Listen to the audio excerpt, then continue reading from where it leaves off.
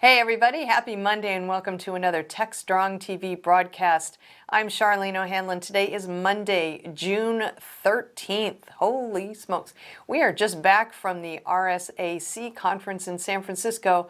So great seeing people in person and had so many great conversations. We actually live streamed the conversations last week, so hopefully you were able to check out some of those.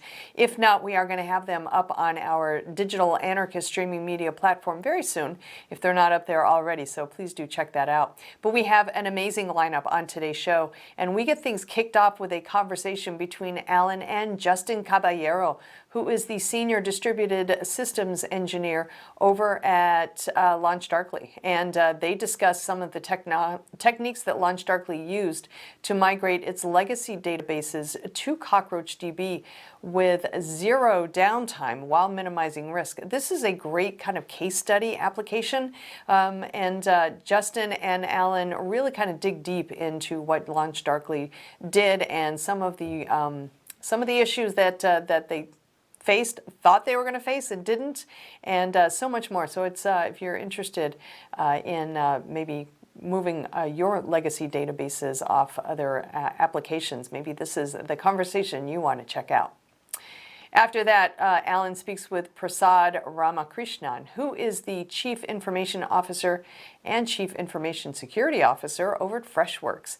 And they discuss Freshworks' new Service Management Benchmark report, which analyzed anonymous aggregated data from 86 countries in more than 4,200 organizations and more than 62 million unique employee support tickets.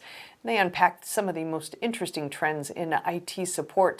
Wow, what a great topic that is. I'm sure there's a lot of takeaways in that conversation. After that, we've got the Haunted Hacker. This is a part one of a two-part conversation that host Mike Jones has with Eric Bellardo, who is the founder of an organization called racescyber.org. It's RAICES. Eric is a former Dell Technologies U.S. and a U.S. Army veteran. He's also a recovering vCISO, and he's launched this new RACES organization. Definitely want to check this one out. I know that Mike always has great conversations with his guests, and especially being an Army veteran himself, I'm sure he and Eric had lots to talk about. Excuse me. After that, we have the Something Old segment. This is from the recent Secure Software Summit. Features Aaron Reinhardt, who is the co-founder and CTO of Verica. I saw Aaron last week, as a matter of fact. He's got a presentation titled Operating Safe, Secure, and Reliable Systems with Security Chaos Engineering. Great topic. Great presentation. Talks about his experiences and how organizations can begin practicing security-focused chaos engineering to help build trust and confidence, proactively identifying and navigating security unknowns. Definitely a worthwhile presentation to check out. After that, we have another of our ongoing Techstrong Women series. This one, I was super stoked to have this conversation. I'm the host of it along with Tracy Bannon, and in this episode we speak with Deb Radcliffe, who is a stalwart reporter turned best-selling author, and we discuss her long and storied career in cybersecurity from reporter to acclaimed author, fiction author, as a matter of fact. I think she even had a book signing last week at RSA, so very timely conversation. She's a hoot. You'll love listening to our conversation. After that, I'm back with the headlines, and then I have a conversation with Sabu Rama, who is the co-founder and CEO of Balkan ID. And we discuss the launch of the company and the trends and issues that are driving the development of its intelligent access governance platform, and why he chose to secure funding from angel investors over VCs. Sabu and I had a very frank discussion about kind of the venture, the funding space as well. So it's definitely an interesting conversation you want to check out. After that, I have another conversation. This one is with Zach Gano, who is the CEO of Sunday Security, and we talk about how organizations can protect their executives' digital online presence from hackers. Certainly a growing problem. We keep hearing about the Twitter bots and the fake accounts on the socials, including LinkedIn and Twitter. So Zach talks about ways in which organizations can mitigate a lot of the issues that come up from these fake accounts, and how they can keep their executives' social profiles pristine. Good stuff there. After that, I've got the webinars preview for you, and that actually wraps up today's Techstrong TV broadcast. Sorry, I lost my mind there for a second. It is Techstrong TV. Lots and lots to unpack in today's episode, and we are going to get things started right after these commercial messages. ContainerJournal.com is the leading online destination for centralized computing-related content. ContainerJournal.com covers all aspects of software containers, from container management, data management for containers, container security, networking for containers, to the entire container ecosystem, Kubernetes, microservices, serverless, and more. ContainerJournal.com has the largest selection of container-related news, featuring breaking news, blog posts, podcasts, and more. Visit www.containerjournal.com to learn more. All right, welcome back, everybody. We are kicking things off today with a fantastic conversation between Alan and Justin Caballero, who is the Senior Distributed Systems Engineer over at LaunchDarkly. They discuss something that LaunchDarkly recently did, which is migrate its legacy databases to CockroachDB with zero downtime and minimizing risk in the process. Interesting stuff there. Let us go ahead and roll it, because it is a fascinating conversation. This is Digital Anarchist. Hey, everyone. Thanks for joining us here on another Techstrong TV interview. I am joined on this interview by Justin Caballero. Justin is with LaunchDarkly. They have got this great Zoom background that he has out there we were talking about. But hey, Justin, welcome to Techstrong TV. Thanks so much. Glad to be here. So, Justin, I didn't go into a lot of depth in who you are or LaunchDarkly. Why, if you don't mind, why don't you tell the audience a little bit about yourself and the company? Yeah, sure. So I'm an engineer at LaunchDarkly, where I've been for about 3 years. And LaunchDarkly basically is a feature management company. So our vision is to basically enable teams of any type to deliver and control their software. And so that started off, the company started off basically just providing feature flags, and that sort of became the basis to build a lot of other things. And so now we do things like experimentation, and we're also it's a very developer-centric mindset, but now we're focusing more on the entire organization and the role that different types of personae play in feature management. It's not just for developers anymore. It's anybody should be able to deliver and control software. And lots of organizations have different processes for how that works, and we want to support them. So that's basically what we do. I came from a background of working at a very large bank for over a decade. So it was quite a shift for me to join a small little startup, but it's been a great ride. Yeah, no, I enjoy talking to people who have gone from like the practitioner side of things to a vendor kind of thing, environment, from startups to large enterprise and back again. It makes certain interesting viewpoints.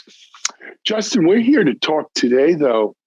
And we followed LaunchDarkly for a long time. I've interviewed Edith a number of times. Mm-hmm. So our audience is, of course, familiar with LaunchDarkly. But we're going to talk today a little bit about database migration.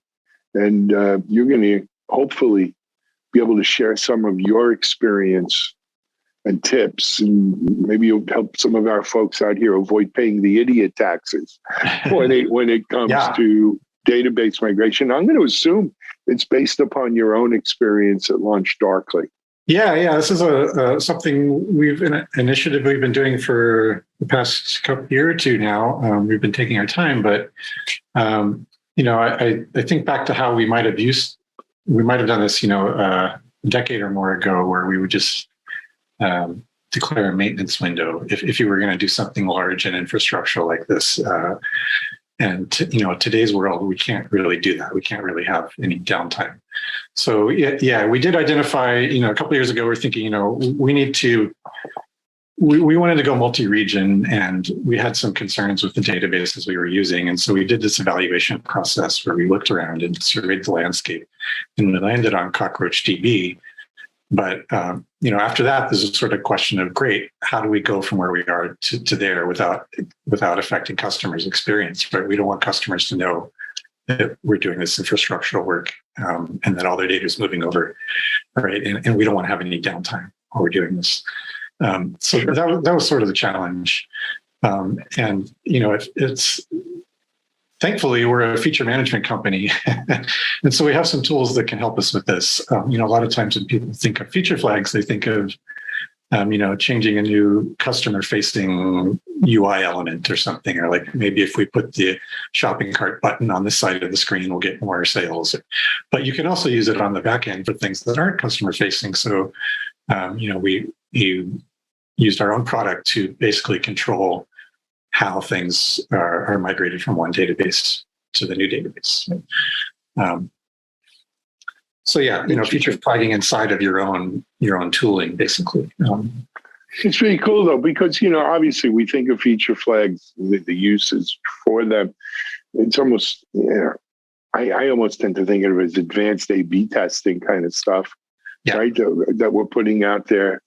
But to use it, eating your own dog food, so to speak, to use it for your database migrations, and is probably a novel use that I don't know if everyone out here has actually thought of. So if you don't mind sharing, Justin, I'm going to ask you to share with our audience some of the lessons you've learned, some tips maybe that they can follow. Yeah. I think one is, just take your time. Don't do big things because you want to de-risk, right? You want all your changes to be as incremental as you can do. And so, in our case, we had multiple data sets to migrate. So we're going to pick the one that seems the least likely to, the least core, right? Something that's sort of off to the side that's not as important. If something goes wrong, that's going to be our first thing. And we're just going to, everywhere we go, we're going to look for ways to break it down. And so, the basic idea is that in order to do this without any downtime, you want to be running both databases at the same time, and you want to be doing operations on both. And so you're not ever in a point where you can't go back, right? There's always an escape hatch to go back to how you were. And so you stand up both, and you put some traffic on the new one, and you fill it with the old data. And then you do a process of comparing the results that you get from the A and the B, right? The old and the new. And when everything looks like it's giving you the same answers, and you've been running it like that for a while, then you can finally make the cut over to your new system. And this is sort of where feature flags come in. But doing that sort of like a little bit at a time, gaining some operational experience with your new infrastructure. For this, using a distributed database like Cockroach DB, it has some sort of different factors you have to think about in terms of what the workload looks like and how your queries work. And so you want to have time to iterate and test and learn. And so I definitely recommend, not rushing this kind of thing. And, Well, to me, this is almost like taking like an agile approach. Absolutely. To a migration, right? Where, rather than going for the whole enchilada, let's say, right, in one fell swoop, you do it in small incremental steps where if something breaks or something didn't work as you expected, there aren't as many dials you need to turn. There aren't, it's a relatively easy thing to revert back.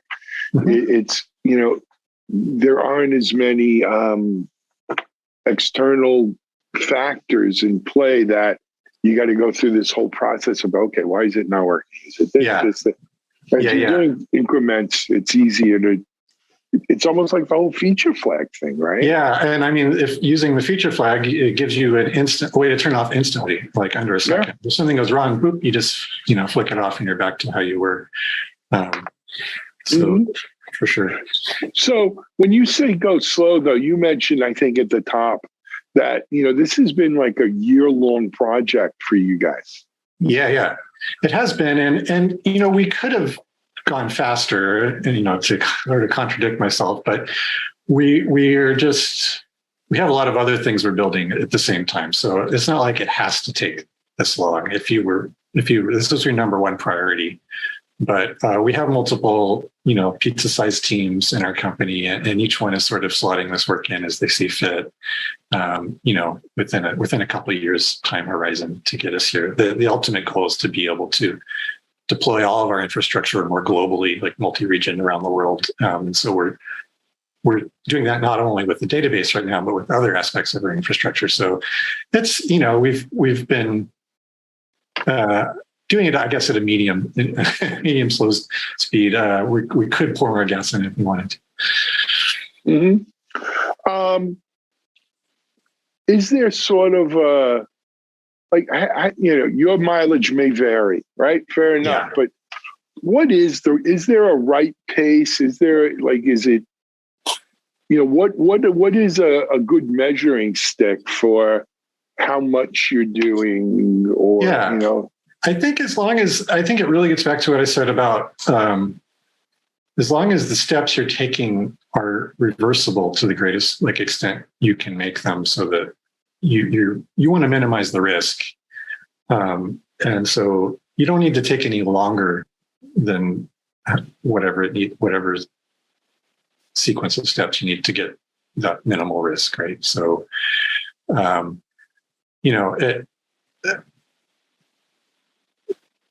think you need to allow a little bit of time to just get comfortable. So, I'd say in most of our cases, we can, if we're focused, we can migrate a data set in 2 to 3 weeks, right? Because we want to allow some time for letting the thing sit, right? And just watching it, especially if it's a new usage pattern for us. And now that we're more experienced with CockroachDB, we've sort of discovered a lot of the things that took a little more time just to get familiar with the product. But once you're familiar with it, you can do these things pretty quickly if it's not a very complex set of queries and a very complex data structure. Love it. All right. Yeah. So, the doing it eating the elephant one bite at a time. Exactly. One tip. Any other good choice tips or philosophies to share? Yeah. What else is good?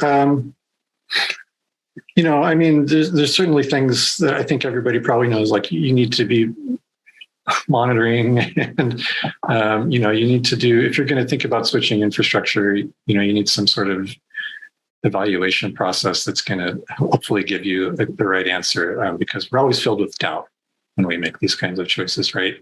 And even if we go through a very formal evaluation, there's still a question of are we at the right answer? And you don't necessarily know until a year or two down the line, right? There's things you may not discover right away. So, having as strong an evaluation as you can do before you move forward with an infrastructure change like this. What else? I would say just about CockroachDB that one of the things that we liked about it quite a lot was that it gives you very strong consistency out of the box. You basically can't tell it to do any of these lower database consistency models. It's just not possible with Cockroach. While at the same time, leaving you open, especially if you're a new company and you think in the future you might want to have a global database.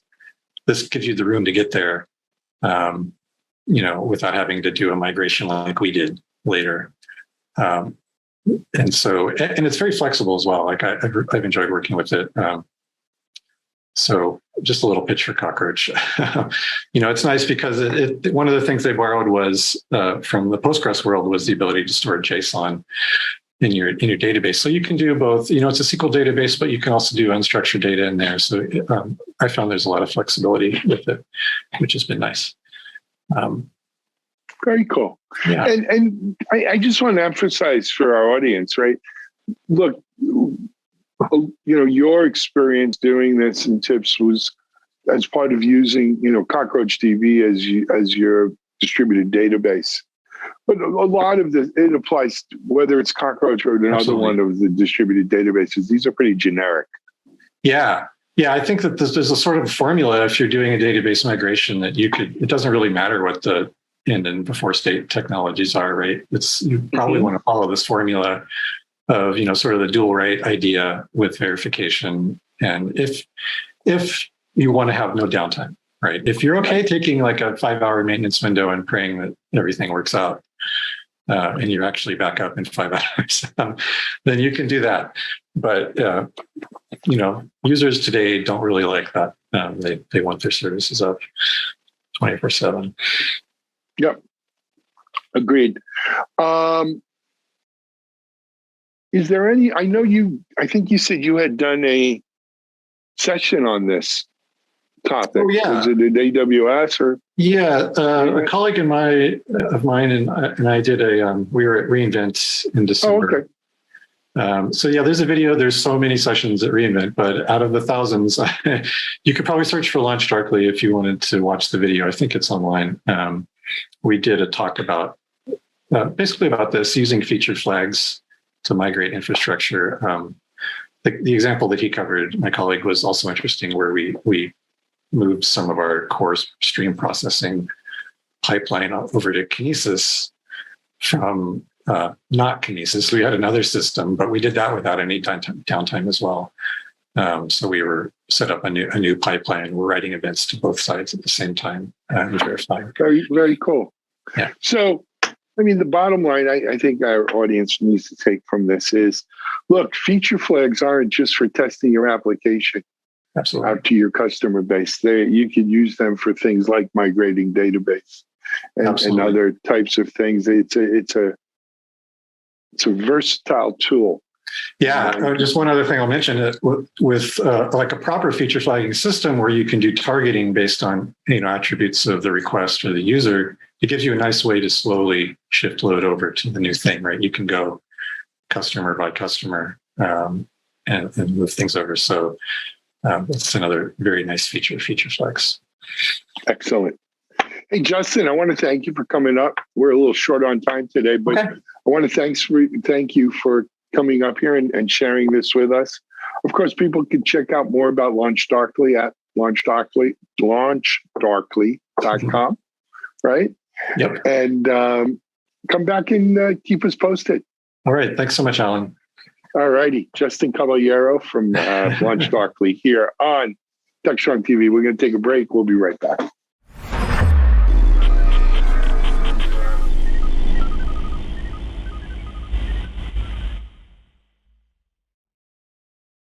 SecurityBoulevard.com is the leading resource for news, analysis, and education on challenges facing the cybersecurity industry.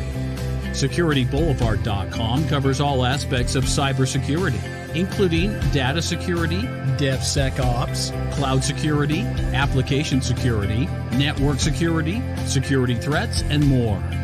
SecurityBoulevard.com has the largest selection of security content, featuring breaking news, blog posts, podcasts, and more. Visit www.securityboulevard.com to learn more. SecurityBoulevard.com, home of Security Bloggers Network. All right, we're back. Next up, Alan has a conversation with Prasad Ramakrishnan, who is the CIO and CISO over at Freshworks. They discuss the new Fresh service. Wait a minute, is that right? Yes, it is. I'm sorry. Stop. I'm doing it again. Okay, 3, 2, 1.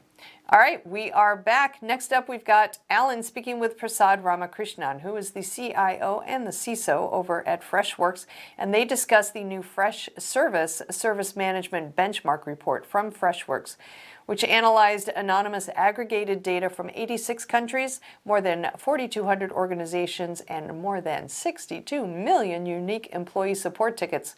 And in doing so, they unpacked some of the most interesting trends in IT support. Definitely a worthwhile conversation. You should check it out. We're going to go ahead and roll it right now. This is Digital Anarchist. Hey, everyone. Welcome to another Techstrong TV interview. My guest this interview is Prasad Ramakrishnan. Prasad is with Freshworks.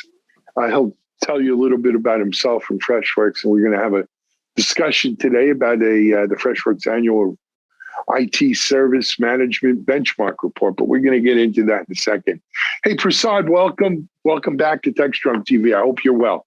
I'm doing great, Alan. It's great to come back to the show here. And I know last time we talked about security and the role of the CISO. It was a great conversation. So looking forward to this one too. Absolutely. Well, we've got security on the mind. It's RSA week and all of that. But Prasad, if you wouldn't mind, let's not make the mistake that everyone out here is familiar with Freshworks and knows all of that. Why don't we give them a little background, maybe a little bit of your own background as part of that? Oh, yeah. So Prasad Ramakrishnan, I'm the CIO of Freshworks. We are a customer and employee engagement software SaaS company. And one of the key aspects of Freshworks is we believe that software should not be built only for the Fortune 500. It should be for the Fortune 5 million. Right. And we want to make it easy for our customers to delight their customers. So we have sales, marketing, customer support, customer service, products to serve the customer side of the house. And we have ITSM and help desk, the HCM products to serve the employee side of the house. So a very fascinating time for us here at Freshworks because we love to empower the people who power your business. And it's a pretty exciting time for us out here, Alan. Absolutely, it is. And it gets more exciting all the time. And, as things accelerate around digital transformation and cloud adoption, cloud native, and DevOps, et cetera. So, Prasad, Freshworks again recently, I think it was back in earlier May, released their annual IT service management benchmark report. It was early May, actually. And well, before we get into the results or trends or analysis, let's talk about the report, right? It's an annual report you guys do. Why? What is it supposed to? What's significant that you do this? How is information gathered, et cetera? Because this is a little different. This isn't, I sent out my 10-question survey kind of thing, right? This is a much greater effort. Go ahead, Prasad. Yeah. So, Alan, you're right. It's not just a 10-question survey, right? See, being a company that is maniacally focused on delighting our employees and delighting our customers, we want to make sure we hear from the industry at large, right? Because the products that we build, we want it to be relevant in the marketplace. So one of the things we do is frequently do these types of reports and surveys just to make sure that we are hearing from across the industry. Right. So in this case, we aggregated data from, I think it was 85, 86 different countries and more than 4,000 plus organizations. We looked at data across those organizations and analyzed tickets from, I think it was 50, 60 million tickets that were analyzed. And why we do this is to make sure that we are not just getting a kind of a narrow focus or a narrow view of the industry or the problem statement, but get a broader perspective on how different industries like the hotel industry, the real estate industry, the consumer industry, right, retail, e-commerce, all of these different industries, how they go about servicing their customers, right, and what is important to them, so that we can now, one, we can build products which meets their requirements, and then two, when we are having conversations with them, we can adapt and tune our messaging so that we can now tell them, hey, how do you configure the tool to make it easy for you to delight your end customers, right?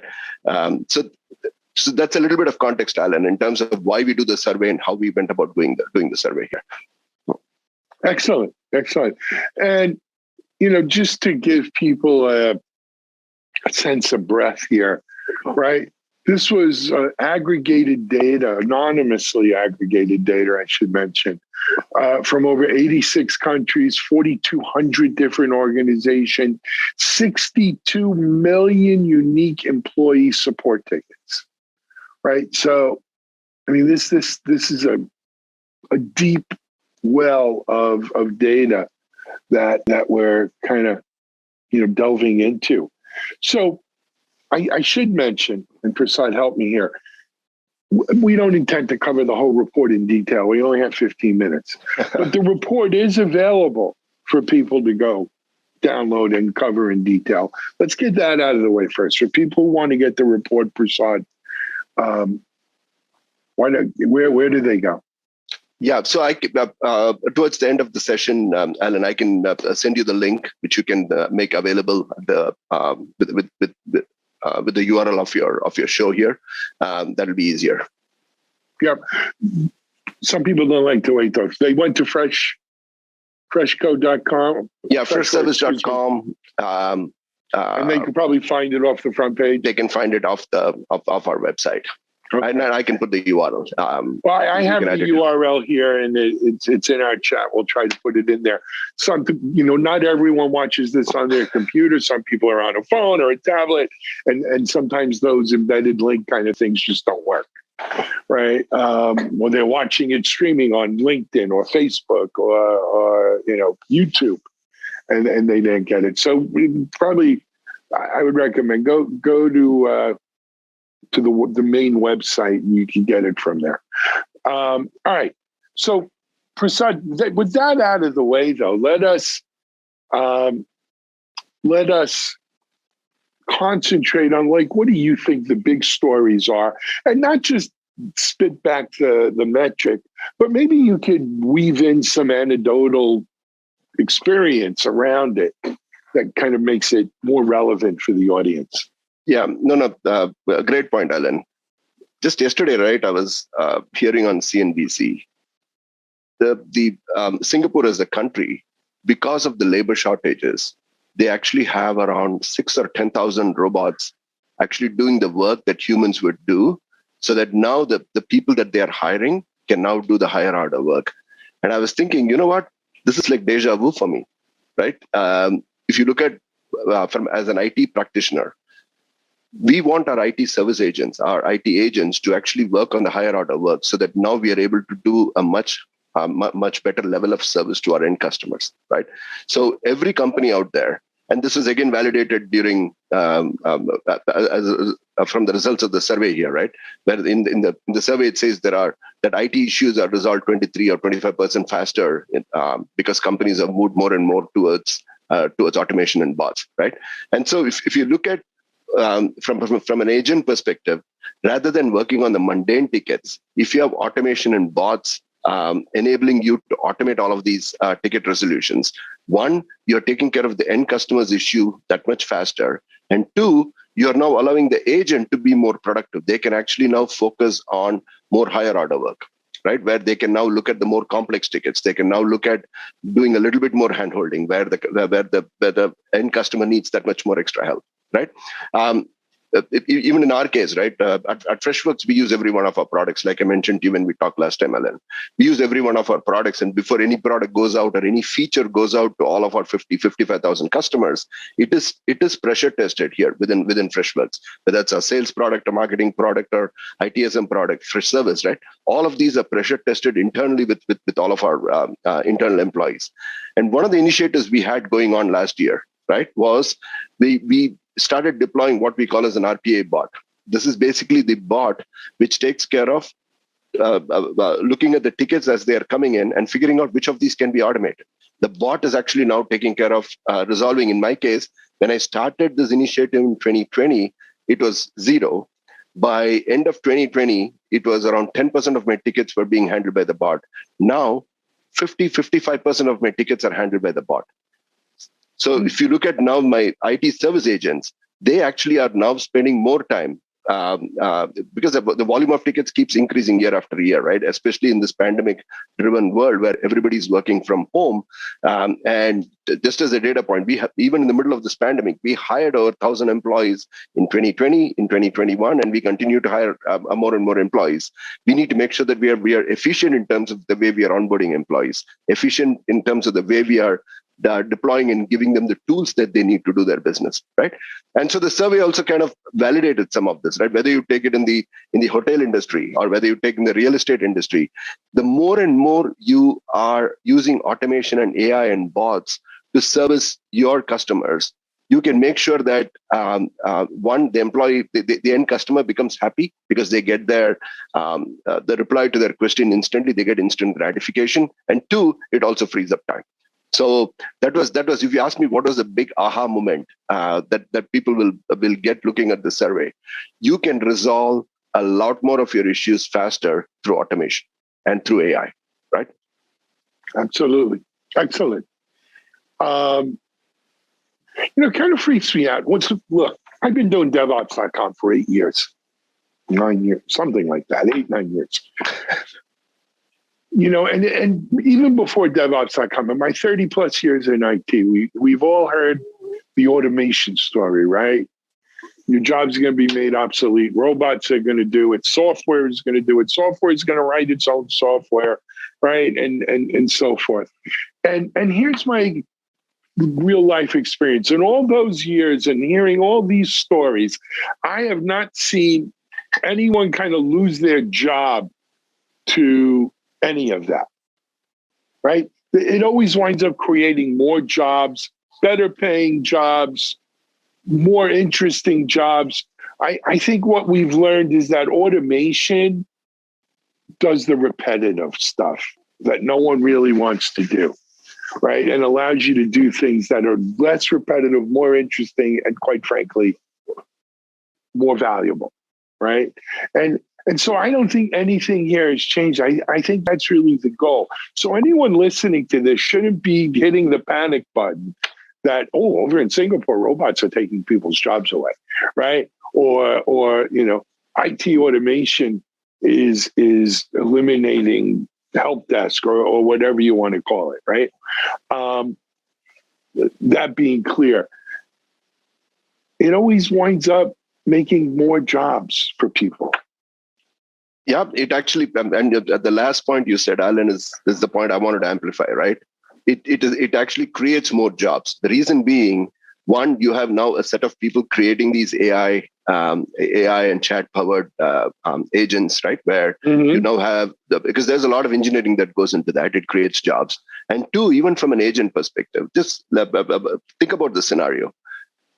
You are now entering the workforce, and you're now joining a company. And you now want to start establishing yourself as a person and you're joining a customer support department or an IT department as an IT agent or a customer support agent, right? You want to make sure that you are now doing the best possible job in terms of serving your employees or your customers. Usually it is person A being trained by person B is what normally happens, right? Where you get buddied up with somebody to now say, hey, this is the way the company communicates with its customers and so on. But now, what AI and bots have enabled us to do is, and this is again one of the features in Freshservice, right, where we have something called a ticket suggester, a response suggester, where depending on what answers have been given to similar questions, the new agent is actually brought up to speed much faster than just a human coming and teaching them, right? Where as they're resolving a ticket, if imagine a bot coming and showing you, hey, and this is where AI comes in. It looks at the tone of the message that's coming in.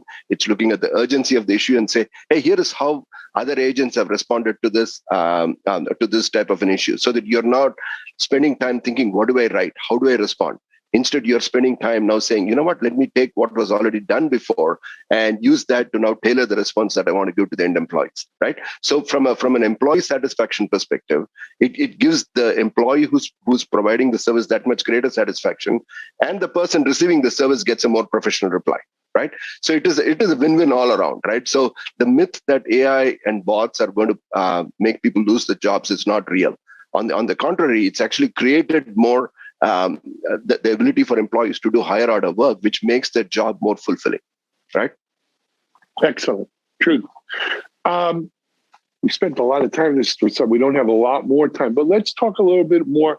What other kind of anecdotal or, real world kind of experience have you seen that kind of relate back to some of the findings in the report? Yeah. So if you look at and especially in this pandemic-driven world where everybody is now working remotely, right? Companies pivoted to a kind of an all-remote strategy in 2020, right? And one of the things that became more and more prevalent is one thing we're seeing is that the email-based conversations, which used to be the preferred mode of communication, a few years back, has now almost died down. People don't use email. Everybody's on their phone. Everybody's on WhatsApp. Everybody's on chat. Everybody's on Slack, right? And chat has become a ubiquitous channel in terms of people wanting to engage. If you want to now talk to your bank, if you want to talk to your travel agent, if you want to talk to anything that you do on the consumer world, we are now using chat as a paradigm, right? Which means now from an employee experience and an employee expectation perspective, with business software also, they want to use chat as a paradigm, right? So this is seeing kind of the rise in the adoption of tools like Slack and Microsoft Teams and other such chat paradigms, right? Or WhatsApp, right? And all of these now need to be integrated with your business software. So one of the things which I see as a dramatic shift in the last 2-3 years is a lot more focus on chat being a primary channel which the employee as well as the customer is beginning to expect as the primary channel, right? And if you look at from a customer satisfaction perspective, I'll give you a real life example from Freshworks perspective. One of the things I did when the pandemic hit, Alan, and this is something I think we also talked about in the other show, I pretty much flattened my entire help desk, right? Where I said it doesn't matter whether you're my IT level 1 help desk or whether you are a business analyst. Given that my entire employee base has now gone remote, I want all of them to see one IT here, and all of us will jump in to make sure that we make everybody continue to be productive, right? So we pretty much flattened the entire IT help desk where we said anybody and everybody can pick up tickets. It doesn't matter whether it's in your domain or not. Let us respond to the employee, because the scariest thing when you're not in an office, when you're working at home, and the only thing that you see is your kitchen and you see your living room wall, is if your machine stops working or something doesn't work, it's an extremely scary proposition for the business user. So we said, you know what, let's take that panic out from the end users. And chat became the primary mode of communication where any issue that is responded. So Alan, if you had an issue, you would put it on a global help channel, and somebody from IT will respond within the next 1 to 2 minutes. And you feel like, aha, there is somebody here to handhold me. This pretty much shot up the customer satisfaction within our employee base. And again, the survey also kind of validates some of this, right? Where the customer satisfaction just spikes up, right? Because the people want to be heard. People want to know that their issue is going to be addressed, right? And so that's one example I can think of, Alan. The second is, I would say, integration between applications, right? Where as it relates to bringing the entire overall customer experience or employee experience to life for the person using it, bringing all these things together in one integrated experience is also super critical. So we focused a lot on how do we integrate our ITSM tool to everything else that we're working on and so on. Right? Agreed. Yeah, interesting. My own personal observation. We use Slack an awful lot here in the company. It's great for my internal, employee to employee stuff. Externally, probably email is still the primary portal, if you will, that people communicate with us. I get more emails than I've ever gotten in my life, Prasad, like ridiculous amounts of emails. I've been here in my video studio in Techstrong office for the last hour. I know I'm going to have 250 emails sitting in that box. And that's an intelligent box that's supposedly filtering out the nonsense. And out of that 250 emails, if I have 2.5, 3 that I'm going to actually respond to that are of, importance to me, it's a lot. Right. And I think that when we look at why people aren't using email, I think that's it. The noise to signal ratio in email has gotten so ridiculous that it's just, I find it's a waste of time to just sit there. Even if you have a good email program where I hit here, I hold shift and I hit there and I delete everything in between without even looking at it. I didn't lose anything because it's all nonsense.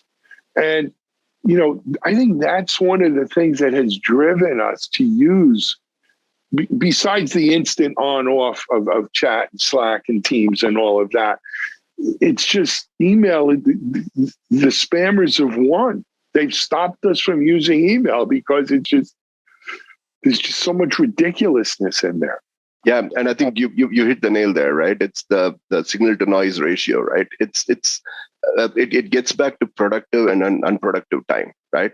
Just scanning through the emails and making a decision: do I want to keep it? Do I want to delete it? Is taking time, which is where from an employee experience, and forget about in a business context also, Alan. We tend to what do you call the consumerization of IT experience, right? Whatever we expect in the consumer world, right? Where we are all on WhatsApp most of the time. We are, even on the personal side, we've stopped sending emails. It's all about, in fact, kids now spend a lot more time on chat and WhatsApp than on. Oh, no doubt.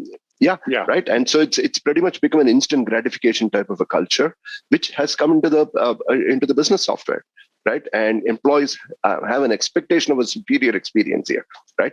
Where they want to make sure, hey, I'm able to do it with my bank. I'm able to do it with my doctor. Why am I not able to do it in my business software here, right? So it's a different kind of deja vu. And Alan, so I think there will be a magical bot that will come, which will distill all of our emails, the 250, and bring it down to the 2 that we need to respond. I'm waiting for that day. You and me both. And when if I haven't got the note yet, send me the memo. Anyway, hey Prashad, we're about out of time, but I wanted to. I think I have the URL here, and I wanted to get it out to people. It's a mouthful, but it'll help you. It's freshservice.com, and it's the fresh service management benchmark report 2022. I know it's a mouthful, but it's all plain words, and there's just dashes in between them.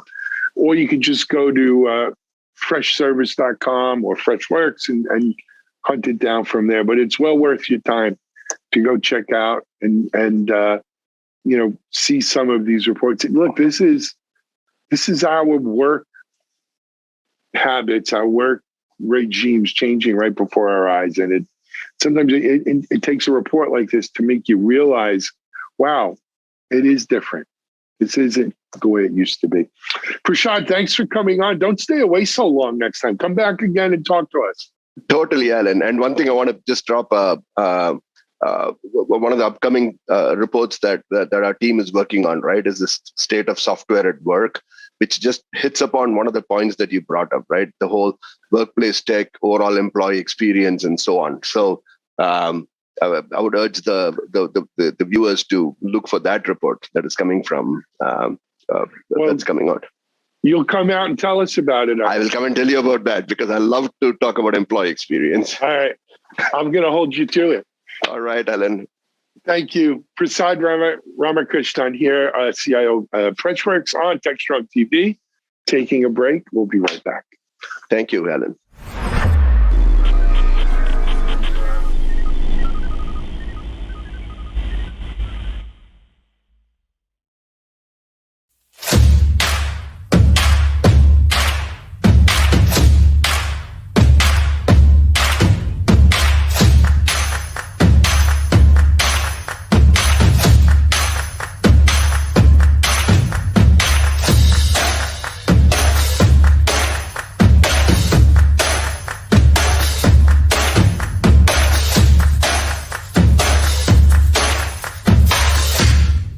All right, we are back. Next up, we've got the Haunted Hacker Podcast. In this one, Mike Jones, the host, speaks with Eric Belgardo, who is the founder of a company called Races Cyber Organization. He's also a former Dell Technologies employee and a U.S. Army veteran, as is Mike, and so I'm sure their entire conversation is fascinating. And Mike always hits it out of the park with his guest conversation. So as always, I'm sure it's going to be a good one. So let's go ahead and roll it now.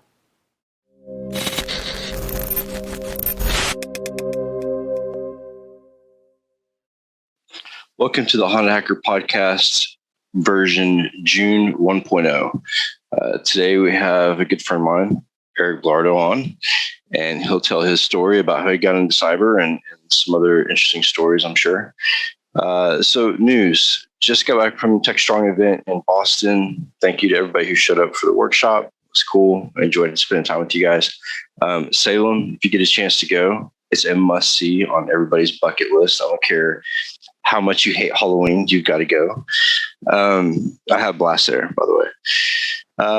Other than that, I'll be speaking in Cyprus this month, as well as I just got done speaking in England for the police department, the Cyber Champions, which is really cool. Cyber Champions is like their new group of cyber detectives or police force. So I got to speak to all the guys coming in and ladies coming in. It was really cool. Without further ado, Eric, take it away, man. Tell us about yourself. And it's awesome to have you on the show. And I'm excited to hear your story. I think we have some intersections within your story that we probably cross paths. Oh, yeah, definitely. So thank you very much for having me, Mike. And I've always wanted to be in the Haunted Hackers podcast. So this is awesome. So about me, I've been in the field of cybersecurity for now 32 years or so. Started in 1989, 90. Started with, being at the University of Massachusetts, Amherst. And from there, went back to DC because my parents were there and started working in the Beltway. Before, cybersecurity was sexy. So the word cybersecurity didn't exist. It was information assurance or information security. So started my career, my first actual job was with National Geographic in Montgomery County. Wow. And doing the AS400 security and those kinds of reaching way back on this. Yeah. Programming in Pascal and Fortran 77, so nice. And from there, in the 90s, early 90s, we had that downturn in the economy and Uncle Sam was hiring. So joined the military, spent 8 glorious years serving Uncle Sam. First at the National Training Center in Fort Irwin, California. Moved from there to work in NATO, spent some time in Bosnia and Kosovo. Came back in 2000 to the DC area, worked with DOD, DOE, did a lot of stuff with incident response, forensics, certification and accreditation. Worked in DC for about 15 years. And then when kind of decided I'm going to go commercial for a little bit, done with the governments. And traveled across the world, 26, 27 countries that I worked in, and did pharma, did energy, did medical, healthcare, finance, and did almost every position that you have out there, from vulnerability management to red team to blue team to GRC. And it was great being able to experience the breadth of our field. And so that leads me to the last couple of years. I've been a CISO for organization down in Florida. Did a VCISO for a major chemical company just recently, and about 4 or 5 weeks, I just got hired and started with Dell Technologies, doing a very large GRC program for the new telco side of the house for Dell. So that's going to be very interesting here in the next couple months. On the other side, as you know, about a year ago, and hoping we get into it, we started out the foundation Raíces Cyber, which is a foundation that we've founded to bring in more Hispanics, Latino, Latina, and Latinx into the field of cyber. And we're growing by leaps and bounds right now. So that's pretty awesome. Yeah, I have a lot of respect for the diversity programs. I think there needs to be more of them. Not just ethnic, but all sorts of diversity. You talked about DC, and what I find really interesting and fascinating is it appears, looking at your background, you may have advised on a program that I was interviewing for within the Beltway after Hansen got busted at the FBI. And I had just gotten out of the military. Actually, I was just getting out of the military at the time. And they approached me to go work at the Hoover building because they were building a SOC and they were building IDSs to put in place at the FBI. And what really shocked me was here I was working at USGFCOM, and all of the systems we had in place to monitor the Atlantic Fleet, and the FBI didn't have an IDS.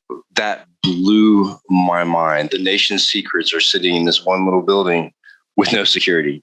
Like that program, the Trilogy program, I think it was called back then. Yeah. And right before that, I was at DOE, and I'm going to give you one that you would like shock. I was working in Herndon, and I was told, go to Germantown, Maryland, like today. Wow. And there was an organization there that had been briefed in Congress that they had 8 IDSs. They had 8 IDSs, right? That's what they said to Congress. When I came into the building, I said, where are these IDSs? And they were sitting on boxes plugged in, not to the network. So they didn't lie. They said they had and they were active. Sort of. In true government fashion, they were not lying. Correct. There was just a semblance of truth. They were actively going to be deployed. Right. And the funny part is, across the board, call it that 98 to about 2005, everybody was trying to catch up. So a lot of things were going on. FAA, DOE, all these agencies and civilian agencies were trying to catch up. And there was a lot of that. It's like, okay, well, we need to do this. We need to do that. We need to put, vulnerability management. Well, guess what? At the time, there was only like 2 tools that can do that. And it was Satan.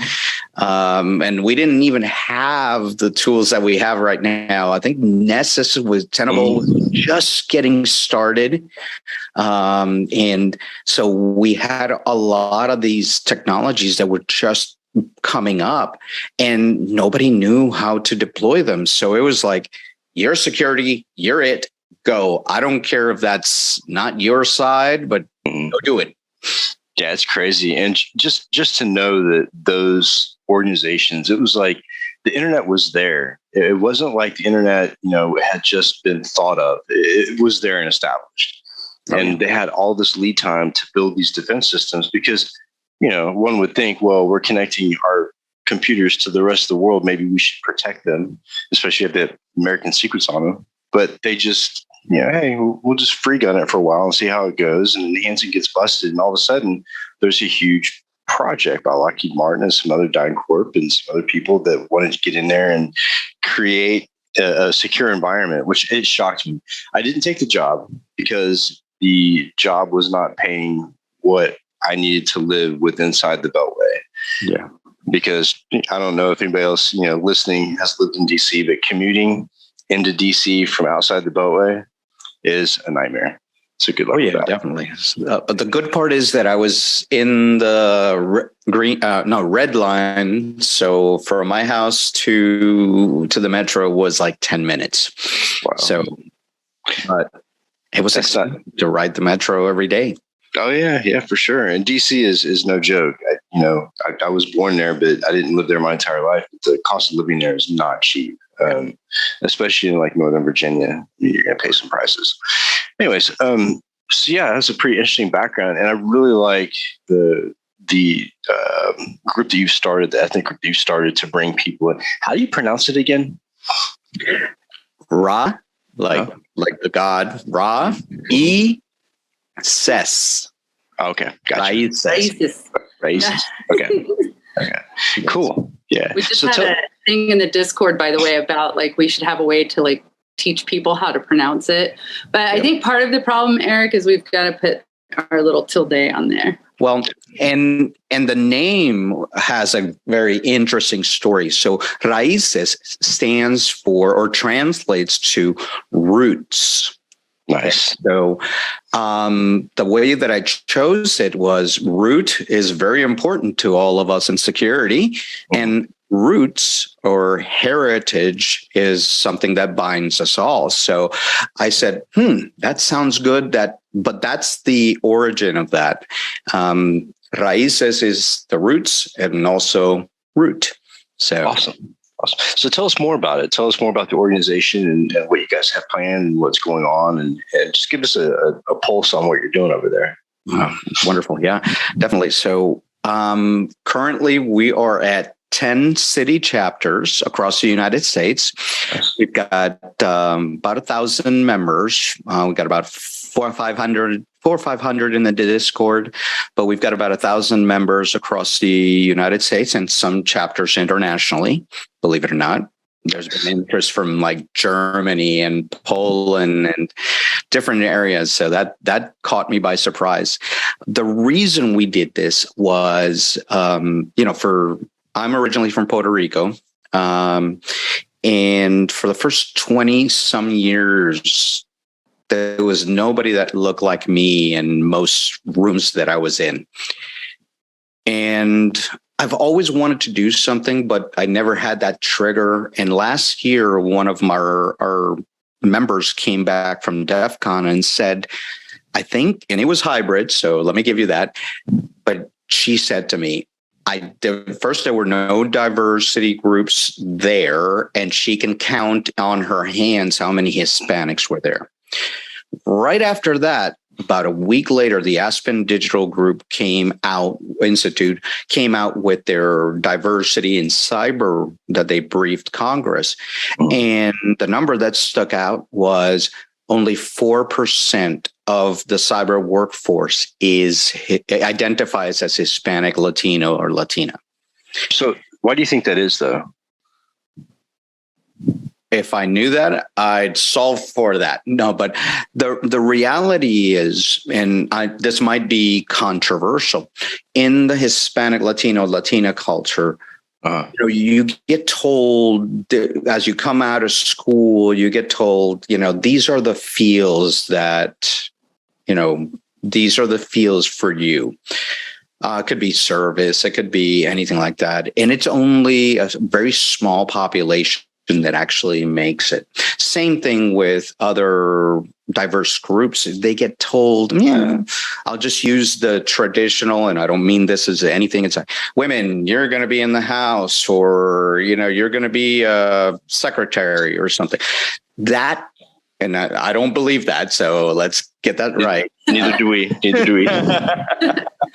But that's kind of the mentality that happens in a lot of the Hispanic, Latino, and Latina. So we're trying to change that from the beginning, the long tail, if you see, from the elementary school, middle school, high school, and even in colleges. I always say this every time somebody puts a microphone in front of me, we have a really bad problem of PR in the field of cybersecurity. Yeah. We say, do you want to get into cyber? Well, that's the same thing as saying, do you want to get into healthcare? There's doctors, there's nurses, there's x-ray techs, there's office managers. We have 50 plus different jobs in the field. Mm-hmm. And we do a really bad job of saying, come into cyber. That's just not right. And so we have that problem. And then we have the ethnic problem, or, the different problems. So what we're trying to do is, number one, be able to educate people. Number two, give them a safe space with our allies like you and Kim and all these folks that are coming in here and saying, look, there is a room for you. There is a place for you here. And here's what we can do to educate. And here's what we do to support you. People who have entered the field already or have their beginning of education and certs and this and that, and then they hit that wall. Experience. Yep. Okay, so now I've got certificates. Now I've got a degree. Now I've transitioned from IT, and now you don't have an experience. So how do we get them there? How do we support them? How do we get them their first jobs? And then while they're there, and all the people in, heck, you and I are graybeards, we still need support. We still need to be able to talk to somebody and say, how do I solve this problem? So that's our 4 pillars of support: the education, the networking, the job support, and the mentoring. So that's really awesome. I'm repping the Denver chapter. So anybody in Denver listening, reach out. Nice. That's really awesome, man. I really respect what you're doing. We just recently got off the ground a veteran nonprofit, Hackers for Vets, and so it just literally launched. We had our advisory board meeting yesterday with Gerald Ozier, Matt Lee, and Jonathan Cole. Also, Jack Scott's going to be helping. So it's a really cool feeling to be able to give back to people, and to be able to provide that transition. Because one thing that frustrates me in cyber is exactly what you pointed out. You have the certs, you have the urge, you have the drive, the motivation, but you don't have experience. And that's what kills me is as an industry, how do we change to where those people are welcome? Because right now they're not, unless you have intimate knowledge of, let's say, Azure or AWS or whatever. They're not going to hire you for a security role. And that's so frustrating to me. I don't know the solution for that. I've been banging my head against the wall for like a year trying to figure out what to do about that. Then I might have a theory for you. Awesome. One of the things that we're working on with a couple of organizations is to do this, call it Job Corps, if you will. And, in our industry, we look at a lot of internships and things like that to get information, to get that experience. But where we're failing people is that education to job. What's in there? So there's a couple programs, and we're working with the Department of Labor and some other government agencies to bring in that concept of Job Corps. We're also reaching out to some companies as saying, look, let's educate these middle managers that are trying to find these unicorns and saying, I need a mid-level person with the skills of a 30-year veteran. These purple unicorns don't quite exist out there. We've already tapped the people that are there. Right. And companies keep on stealing them between each other. So we've got a finite number of experienced people.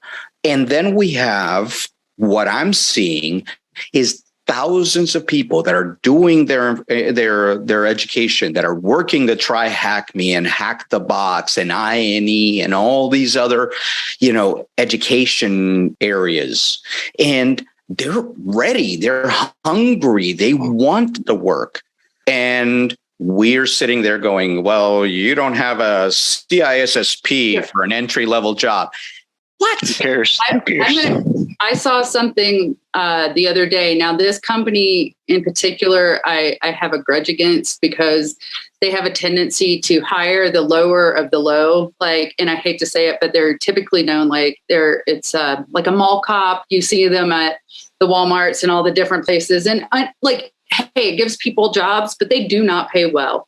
And right at the beginning of COVID, there was an instance. But this is I almost wanted to make a huge post. I'm like, this is wrong. This is just at $18 an hour. Yeah. Entry level, 3+ years, CEH, CISSP, bachelor's, all this stuff for $18 an hour. And I'm like, for their sock.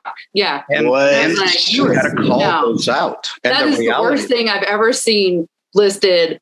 Wow. And just imagine what they're paying the actual security people that are physical security, probably minimum wage. Well, yeah, I left a job just a couple of years ago because I was doing the VC role they wanted me to hire people that had 10 to 12 years experience, and they gave me 45,000 for that.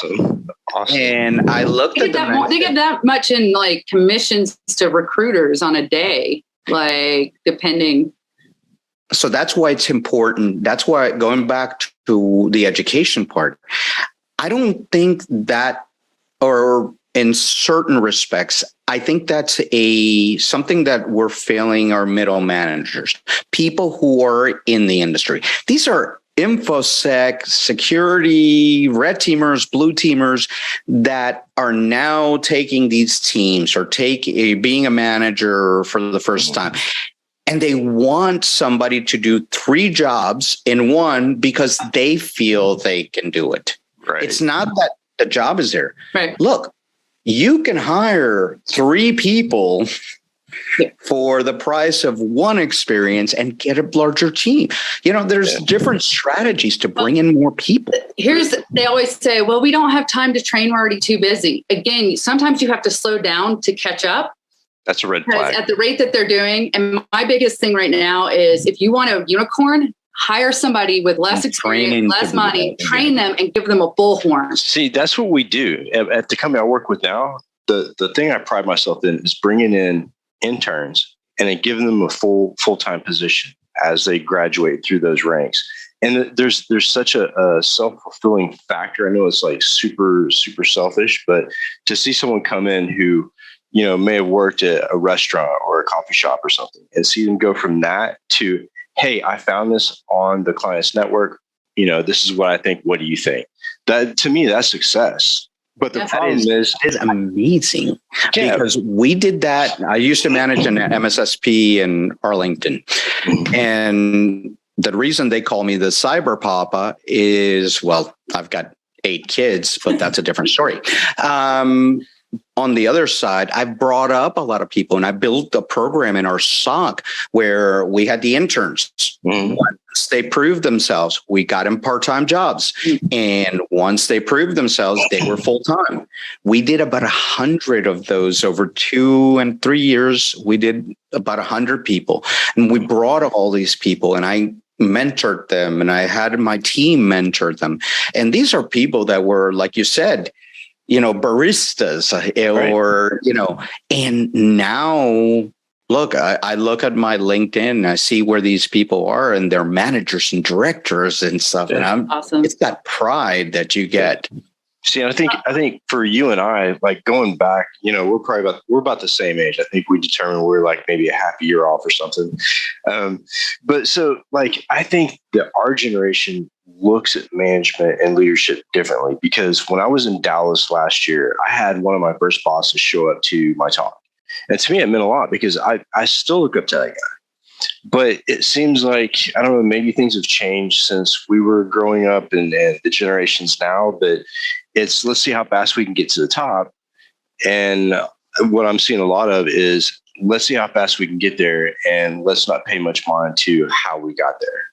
And I don't understand that way of thinking because I come from the school of latch on to somebody who has what you want and take everything you can and learn it and then pass it on. And that's 2 of my best bosses taught me that. And I still talk to them today. One of them has a podcast now. And like, I just enjoy watching them as much as I'm sure they enjoy watching me do what I do. Yeah. But I don't see that now with some of the younger generations.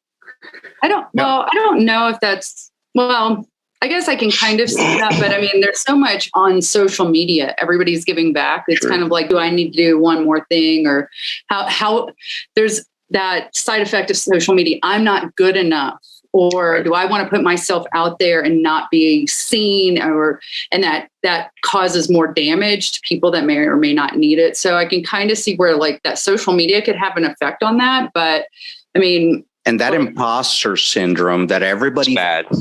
It's getting 10 times because of what you see on social media. Yep. But this is what I tell a lot of people. Technology changes every 3 to 5 years. Yep. That means that somebody like us that's been in the field for 30 years everything we learned back then that we have 30 years experience is in a museum right now. Yeah, right. Okay? So I tell people, and this is one of the things I had this experience, and I'll tell you guys this. Somebody in an interview told me that they needed 10 years experience in this tool. And I said, It'll be gone. the tool has not been out for 5 years. They're like, no. And I said, do you want me to call the CEO and he'll tell you? And that was in an interview. That happens a lot because people want 20 years experience in a tool that's been around for 3 years. And I've seen that in job postings. Yeah. So there's that part. And then what you were saying, Mike, about the way that people manage. Okay. So one of the things that I'm trying to bring is both the military side of the house where we work as a team. It doesn't matter. We're trying to get to an objective. And that's part of what we used to do when it was like, okay, how do we do this? How do we get together, and do these things and achieve these goals? And it wasn't so much about who's going to be the next manager or who's going to be the next CISO. We were working as a team. Somewhere along the line with the other generations, it was about me first, me first, me first. Right. And then it started to change again. And I think we're getting back to a community of like-minded individuals. But right in the middle of that is what I was talking about, those middle managers that were all a little bit, I'll call it self-centered. Right. And we have to take them and say, look, what's the phrase? Together we go far. If you want to go fast, you go alone. I always mess up those things. That's why they don't want me talking. Okay, so we need to go far together, right. Stronger together. That's one of our mantras. And diversity of thought. Where I'm not talking about diversity, black, brown, purple. I'm talking about diversity of thought. That is the guiding factor behind crisis. That's really awesome. And the idea of thought, and let that being a driving factor, the diversity of thought, is really interesting point, because one of the things that I battle with when I flip on social media, when I look through Twitter and whatnot, is that diversity of thought. There is no diversity of thought. If you get one influencer with an opinion, no matter if you value that opinion or not, then guess what? You have half the industry following that opinion, because that person said that. And to me, that's so asinine. Like, even between influencers, like, we don't all agree. Like, it's not something that we agree to do, but all these people that follow these influencers, it's like they repeat everything in a spin cycle that comes out of social media. And one of the things that we need to tell people is cybersecurity is an art and a science. Yes. Okay. The art part is doing things differently, being creative in how we achieve these goals. And people, when I define cybersecurity, I say the art of science of protecting data. Yes. Not a science that's always right and a lot of these influencers take that called the hard path. Mm-hmm. This is the way to do it, and don't talk to me. Look, I'm a veteran of InfoSec Twitter. So oh God. I've got the t-shirts. So actually, disability for it. Yeah.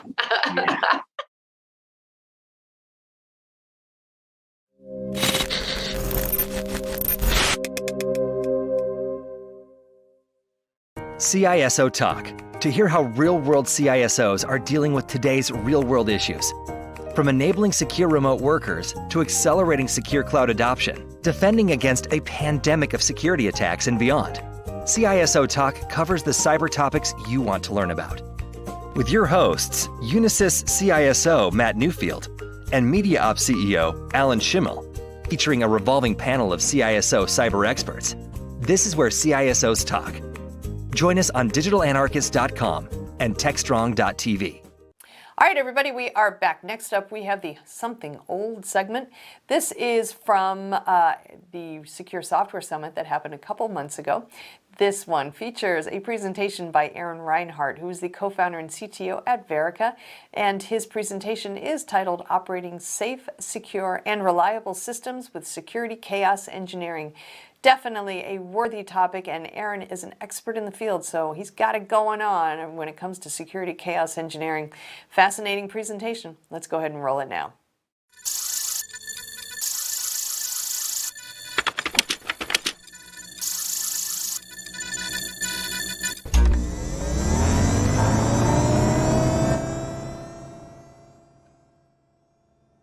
Hello, and welcome to the Secure Software Summit. I'd like to first, my name is Aaron Reinhardt. I'll be your speaker for this session on the new playbook for operating safe, secure, and reliable systems with security chaos engineering. I'd like to first off thank the organizers of the conference, Teton, Shift Left, Alan Jenkins, and Techstrong Media. This is really an exciting event for a remote event. What a great lineup of speakers. You got Shannon Leeds, Josh Corman, Vandana Verma, Jonathan Schneider, and a whole list of other amazing speakers. So I'm really excited to be a part of this. Without further ado, I will kick off my session. If you look at the bottom of this slide here, you'll see at Aaron Reinhardt. That's my Twitter. My DMs are open. Feel free to reach out to me if you have any questions or would like to follow up, or happy to do that. So let's dive in. So in terms of things we're going to talk about today, I'm going to talk about the nature of complexity in modern software. I'm going to talk about what is this thing called chaos engineering. I'm going to talk about chaos engineering and its applications to cybersecurity as well. I'm going to talk about some use cases you can apply it to. I'm going to walk through a very simple experiment framework. These are for authoring or writing security chaos experiments. I'm going to talk about, I'm going to use an example of that via an open source tool I wrote 4.5 years ago called Chaos Slinger. So a little bit about me. I am the CTO and co-founder of a company called Verica. I co-founded Verica with the creator of chaos engineering at Netflix, Casey Rosenthal. Let's say I'm the former chief security architect at United Health Group. That's where I started pioneering sort of the application of Netflix's chaos engineering to cybersecurity. I have a background in actually safety and reliability engineering at NASA, as well as the Department of Defense. I'm a frequent speaker and author on chaos engineering and security. I'm the O'Reilly author on security chaos engineering and the main body of knowledge, this book right here. I recommend picking it up. It's the main body of knowledge for chaos engineering. I wrote the chapter on security chaos engineering, as well as I'm the co-author on the O'Reilly Security Chaos Engineering Report with Kelly Shortridge. Kelly and I are currently writing another, the actual full version of this book, like this one right now, which will come out later this year. For the first 500 participants to this session, there will be a link at the very end of this slide deck, bit.ly, where you can go register to get a free copy, printed copy shipped to you of the Security Chaos Engineering Report. So stay tuned for that. What's interesting is in these pictures you see on the right-hand side, on the very bottom is actually the week after we released the first open source tool that applied Netflix's chaos engineering to security. And that's the group, that's the chaos engineering folks and the security folks. A very interesting day for me, being able to explain chaos engineering and how it's applied to security to the Netflix team. So it was a great day. So let's get started with the material. The problem is that outages, breaches, and incidents seem to be becoming more and more often and larger in scope and scale, and we don't seem to be getting better at the problem. So why is this? I mean, what are we doing wrong? Well, the problem is our systems have evolved beyond a human ability to mentally model their behavior. The size, scale, speed, and complexity of modern software is challenging. If you look at this picture on the left here, you'll see a bunch of dots and lines connecting them. Well, each dot is actually a microservice. And remember, microservices are not independent, they're interdependent. So they're dependent upon each other. And so, our systems are quickly evolving into becoming larger and harder to model their behavior post-deployment. So where does this complexity seem to be coming from? Well, you'll see here things like DevOps, continuous delivery, service meshes, circuit breakers, microservices, CI/CD, pipelines, cloud computing. All these. You said, Aaron. Well, yeah, but these capabilities are helping us deliver value to market faster via product to customer. Well, that's true, but it's also increasing the amount of complexity that we're having to deal with post-deployment. So newsflash, you haven't figured out already, software has officially taken over. If you look on the right here, that's the new OSI stack. It's software. And that's part of the problem is the adoption and growth of software within our systems and the nature of the flexibility of and ease of changing software has increased the amount of changes we're able to make to the system, which is also directly related to the amount of complexity we see as a result. So adding on to that, software only ever increases in complexity. It will never decrease in complexity. It's because if you let's say you have a complex set of software and say, oh, I want to make my system, my software less complex. Well, what do you have to do that if you want to make it simple? You have to change it. Well, the process of actually making the change actually increases complexity. Really, so the theory is really you're kind of just moving complexity around. You're not actually simplifying anything. So then that's what we're really trying to do when it comes to chaos engineering. Chaos engineering is not about chaos. It's not about breaking things in production.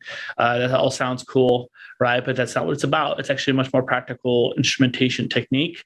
But what we're really trying to do is we're trying to navigate the already complex systems and chaos we're dealing with through asking the computer a series of questions. So, for example, consider a legacy system at your company where you work, or company you have worked in the past. I mean, let's something like a mainframe. I mean, how did our legacy systems typically are, their legacy typically means business critical. That's what that means, or else we would have gotten rid of the legacy system. We would have refactored or redesigned it. But they're somewhat known as being somewhat stable. They're fairly known as being somewhat documented. Engineers feel confident and competent in how the system operates and how to, and where its weak points are and how to improve it. But the question is, was the system always that way, right? And the answer is no, it wasn't, right? Like when we originally designed the system, we learned that with the difference between what the system how it actually operated versus how we thought it operated through a series of unforeseen surprises. If it wasn't a surprise, we would have fixed it. Okay, so we learned that the system worked differently than we thought through a series of outages, incidents, and that type of behavior. And that's we learned what we didn't know, and then we went back, recalibrated, and remediated the system, and then we continued that process.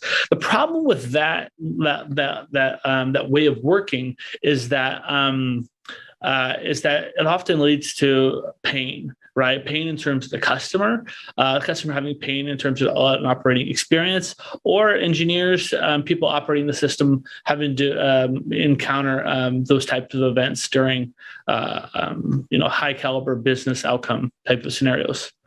But it doesn't have to be that way. You can think of chaos engineering as a proactive way of introducing conditions into the system to try to ensure the system can still do what it's supposed to do when it incurs those events. So, for example, things like retry logic. or failovers, or security detective or preventative type of measures. And we design them for a point in time based upon some kind of trigger, some kind of event, some kind of a traffic flood, or some kind of volume in customer requests, or some kind of misconfiguration, or some kind of, we design these mechanisms for those types of events.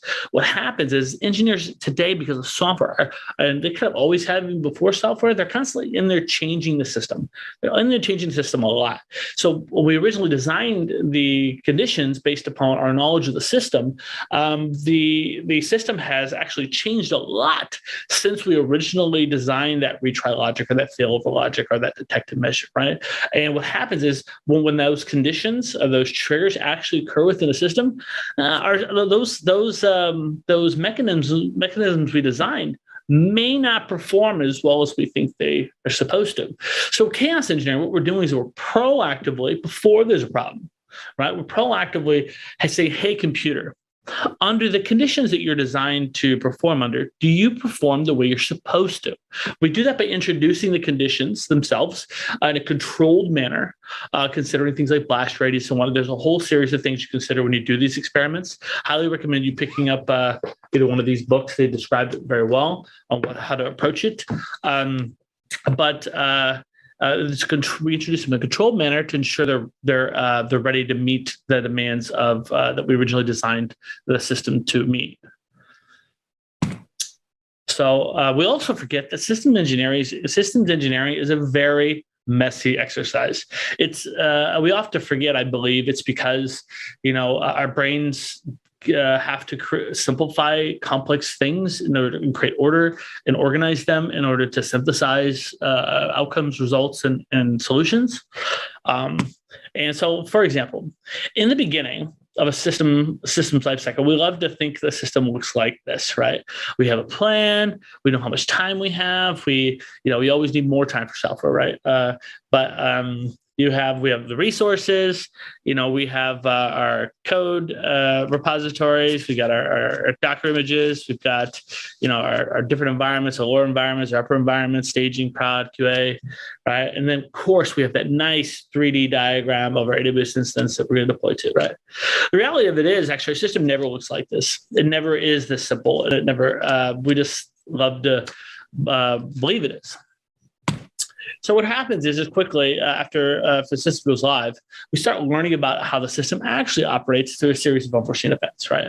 Well, after first week, marketing comes down and says, "Oh, we got the pricing wrong. We need to refactor the pricing module," or are there there's an outage on the payments API with a hard-coded token, right? Or of course we go back and fix that, right? We don't go from war room to war room to war room to war room, right? We actually remediate things, right? And we come back and fix it. Sure. But then there's an audit, a regulatory audit, or there's a customer audit, or it's always DNS, right? There's an outage on DNS. The point here is that our system slowly evolves into a state that we really don't understand it anymore. We're learning. The thing is what we have to do is build these tool sets and the skill sets to adopt and evolve with the system as our understanding of the system and the context around it evolves. So in the end, our systems have become more complex and messy than we originally remember them being. So what does this stuff have to do with security? I'm getting to it. So cybersecurity is a context-dependent discipline. So I've been a software engineer most of my career before I got into security. I've been kind of done every discipline, but software engineer most of my career. So as a software engineer, my job is to deliver, value via product via software to the customer, right? So I'm constantly in there trying to deliver on business requirements for the product via software, constantly change it. So I need the flexibility and convenience to change what I need to change in order to figure out how to deliver what the business has asked me to deliver for the product, right? I'm not even sure to remember what it's like to be a software engineer. I'm not even sure I can do this. Yeah, I have to figure it out, right? That's the fun part of actually software. You got to figure it out, right? Well, I'm in there trying to figure it out, right? I'm constantly, remember, there's more than just one software engineer. So lots of them. We're in there constantly changing the system, right? We need that flexibility and convenience to change it. We don't know exactly what permissions we need yet, or the exact security setup yet, because we're still designing, right? Well, so we're constantly there changing. We're moving towards business value. That's our metric. We're trying to deliver product via software and value to the customer, right? Well, security is a context-dependent discipline. So we must know what we're trying to secure in order to know what we need to secure about it. So by default, we're forced into a stateful understanding of something in order to understand what needs to be built around the security. The context is somewhat stateful, right? So what happens is we go forth, we'll build some sort of detective, preventative, or some sort of security mechanism based upon that context. But we'll remember that the system is constantly changing. What happens? You start to get, you don't know there's a problem or the security no longer works until it no longer works, right? And that's kind of the problem of today, right? Is that there's this drift issue between, engineers constantly changing the system and the lack of recalibration between the system and the security mechanisms that we've designed for it. And a lot of times we don't know there's a problem until there is a problem, like there's some sort of log event or some sort of alert or something can't connect to something or download a manifest. Well, it's important to recognize that security is context dependent. So chaos engineering and security chaos engineering, where does it fit in terms of the world of instrumentation? Well, so Casey and myself like to sort of break down instrumentation into sort of two domains.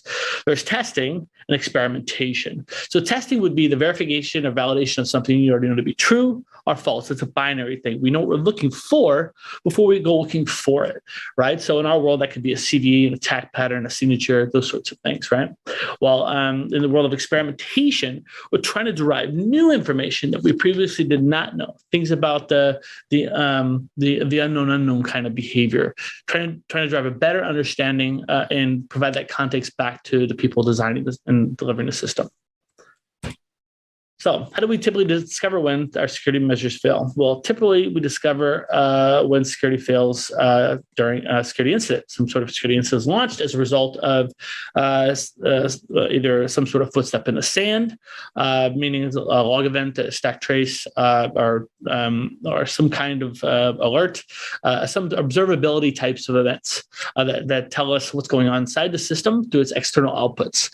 But the problem is, by the time we usually discover the security incident, it's kind of already too late in the life cycle to really do a whole lot about it. We need to be more proactive, at least in terms of the things we can control about the system. So what happens during a security incident? Well, in short, people freak out. Okay. This is what happens, right? Is that especially software engineers, like, I knew I shouldn't have pushed that code, right? I knew there's an issue with that. Or, I knew I should have been up at 3 a.m. making changes, right? Like this is not a good learning environment, right? So this is not where we do chaos engineering. The purpose of chaos engineering is to proactively verify the system does what it's supposed to do and learn if it doesn't do what it's supposed to do, learn about that additional context we're unaware of, and use that context to turn around and build a better and more reliable system. So we do chaos engineering here.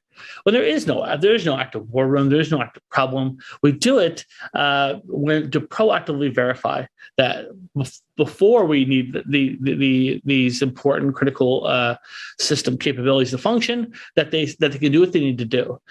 We do that through a series of experiments and experimentation. So in the end, this environment's much easier to learn under. There's less cognitive load. People are not worried about the blame, name, shame game. They're not worried about being blamed for causing the incident and being named to their boss and worried about losing their jobs, right? Because honestly, that's what goes through a lot of people's heads. If you're in security, or even if you're not, and you listen to this talk, you've probably been in this situation before. It all happens to all of us, right? But you'll remember that this environment here is not a very comfortable environment to be learning from, because you're not really focused on, learning. You're focused on get that thing back up and running, rules of money. That's the issue, right? So let's not be doing our chaos engineering here. We do it here, okay? Chaos engineering. So the Netflix definition of chaos engineering is chaos engineering is a discipline of experimentation on distributed systems in order to build confidence. It's key, build confidence in the system's ability to withstand turbulent conditions. Or another way of saying it, it's idea or practice of proactively introducing turbulent conditions into the system to try to determine the conditions by which the system will fail before it actually fails. So chaos engineering, it's really about building trust and confidence. So we're not creating chaos. Our systems are already chaotic. We're trying to establish order. And that order helps us build our confidence and the trust in what we're doing. Currently, there are 3 publications on chaos engineering. I talked about that earlier. There's an original Netflix report similar to this version of the book from O'Reilly that was written by Casey, Nora, and the rest, and Lauren and the other folks on the Netflix team. And then there's going to be the next book in this iteration is the follow-on book from Kelly and I. So security chaos engineering, or the application of chaos engineering and the practice of chaos engineering to cybersecurity. I love to start off a good talk on security chaos engineering, talking about my 2 favorite things that we don't believe in engineering. So as an engineer, we don't believe in 2 things. We don't believe in hope. We don't believe in luck. I mean, we believe in data, instrumentation. We believe in feedback loops. We believe like context, and does those help us understand what didn't work or what did work, so we can improve the system and get better at what we do. So things like hope, I mean, it's not an effective strategy. I mean, it worked in Star Wars, but it doesn't work for us. So what we're trying to do is kind of proactively understand our system and build confidence in that, but also understand where the security gaps are, that a divergence might be occurring before an adversary has a chance to take advantage of it, of the fact that we have a gap and we just can't see it.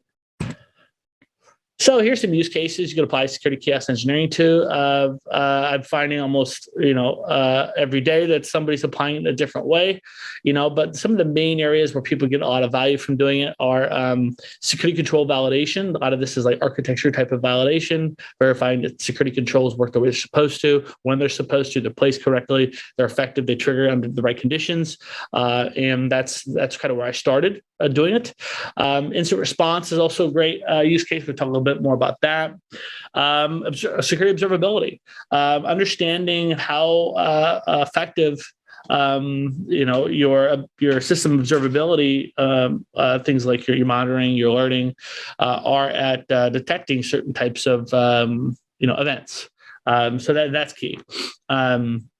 And then compliance monitoring. Every chaos experiment, whether it's security or availability based, has compliance values. So make sure you're keeping that in a high output, in a high integrity way, hashing it, whatever, and labeling it with the right control framework. You get basically free auditable artifacts. So I would keep that, because basically you're proving whether the technology worked the way it's supposed to, and that's great. That's great information.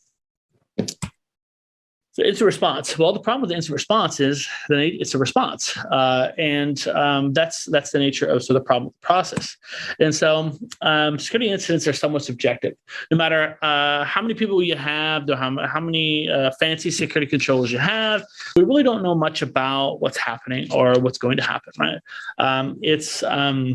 You don't know who's trying to do it, what they're trying to do to get in, where they're coming from, how they're doing it, or why they're even doing it. Right? I remember at my former employer, we were the largest healthcare companies in the world. We spent a lot of money and time and effort in human beings. I mean, more than most companies that I've come across in trying to be good at incident response and cybersecurity. And it's just hard. You don't know if the technologies put in place are actually effective until they meet the challenge that they were designed for, which is kind of the problem. You're waiting for that event to occur to know how effective it is at those types of situations. And furthermore, the security response teams are also, it's hard to measure how effective they are in those situations until the events occur. So what chaos engineering, what we do is we're proactively introducing the signal instead of waiting for something to happen and try to figure out, did we have the right log event? Did we have the right context to figure out where that came from? Did, you might not be getting logging from some control because somebody might have updated it to a new version and forgot to set the logging configurations to the correct parameters. Stuff like that happens, right? Like the thing is like you don't want to find that out during an active problem, right? So with chaos engineering, we're not guessing when it started. We actually introduced the condition and the signal in the system. When we can see how effective our run books were, or we see how if we have the right number of people on call, if we're effective, if our observability events from our firewalls or from our security controls were good, gave us good information to quickly determine what was happening, where it was happening, that sort of information. So there's a lot of value in that. So on the Chaos Slinger. So Chaos Slinger was the first ever application to Netflix's chaos engineering to cybersecurity. Netflix did not do chaos engineering for cybersecurity prior to this. This was the first ever application of it. And I'll talk a little bit about what Chaos Slinger does. Oh, yeah. So let me just back up here. So Chaos Slinger, just a little bit about it. I realize I'm not going too far in depth into this, but you can go out to the GitHub repo for Chaos Slinger. It's a deprecated repo. It's from United Health Group repo. When I left United Health Group, it's their open source project. But it still represents a good framework for writing experiments. There's three different functions, Lambda functions, in order to write an experiment. There's generator, there's slinger, and there's tracker. So generator actually does target acquisition. It defines where you're going to actually do the chaos. Slinger actually introduces the change. And in the example I'm going to explain next, it actually opened or closes a port that wasn't open or closed to try to introduce a misconfigured type of port condition change into an EC2 security group. We'll talk more about that in a second. And then tracker tracks the output of the experiment and reports into Slack so it can be remediated and followed.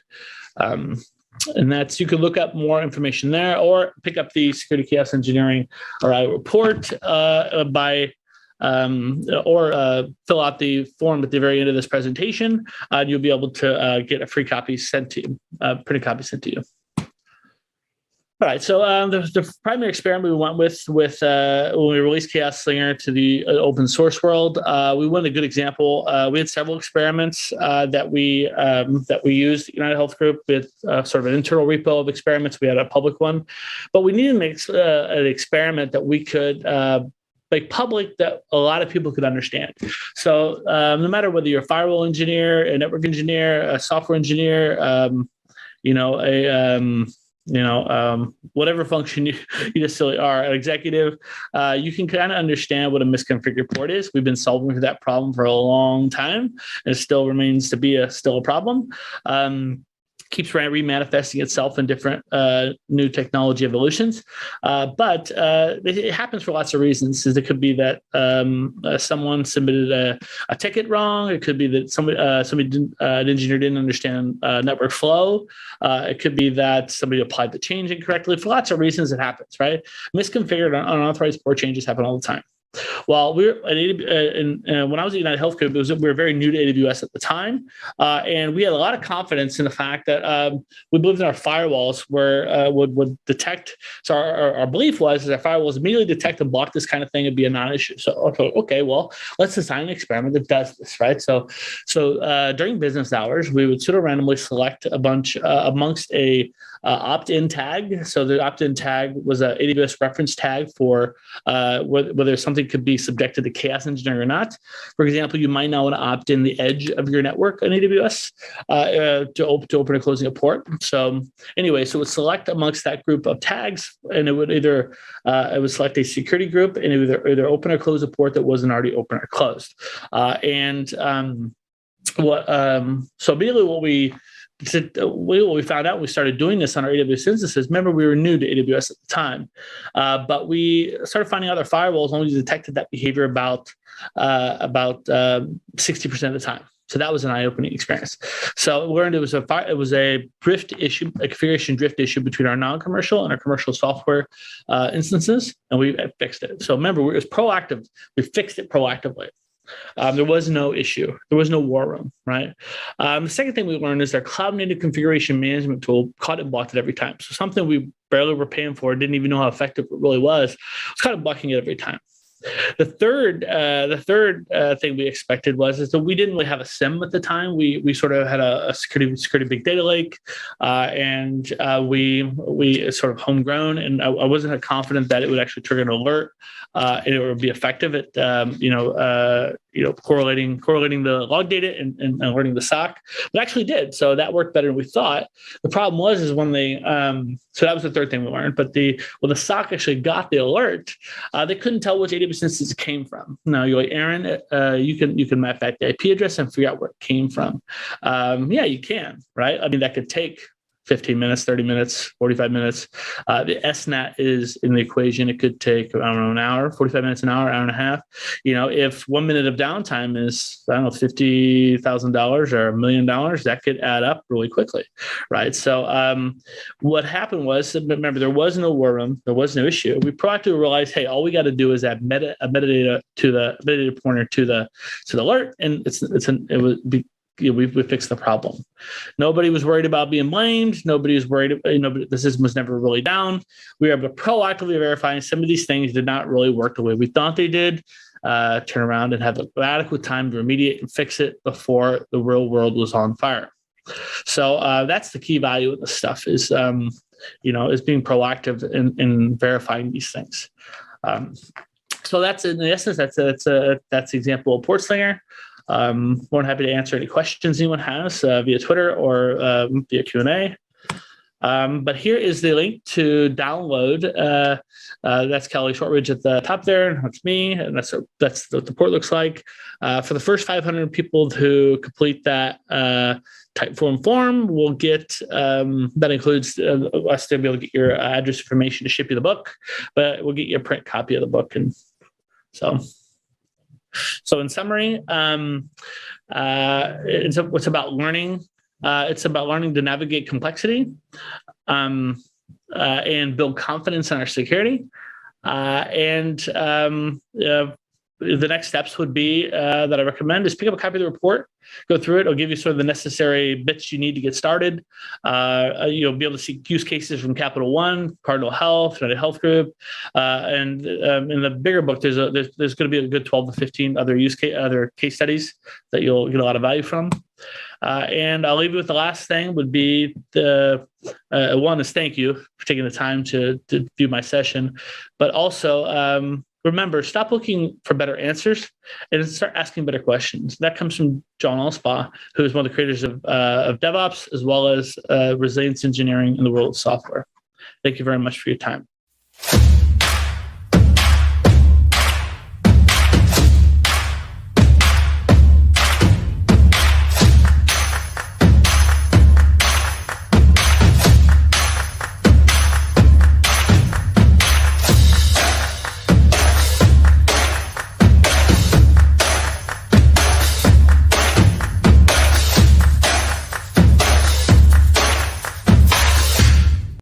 All right, welcome back, everybody. Next up, we have got the latest edition of Techstrong Women, our regular series that celebrates the successes of women in IT and cybersecurity.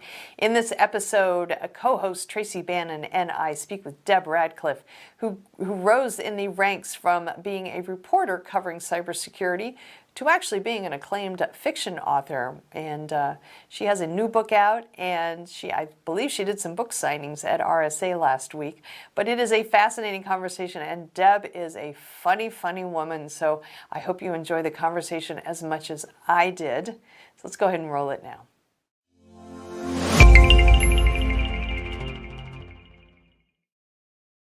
Hey, everybody.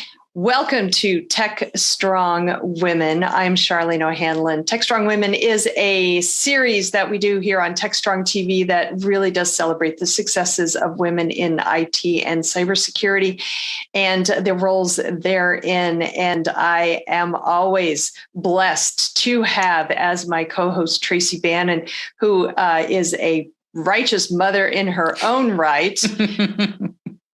Tracy, thank you so much for joining me as always. And I am super excited to have on this show, Deb Radcliffe, who is a cybersecurity guru. She's an author, she's an analyst, she's an advisor, writer, and speaker in the cybersecurity sector. And she's got such a great story to tell. So Deb, thank you also for joining us here on Tech Strong Women.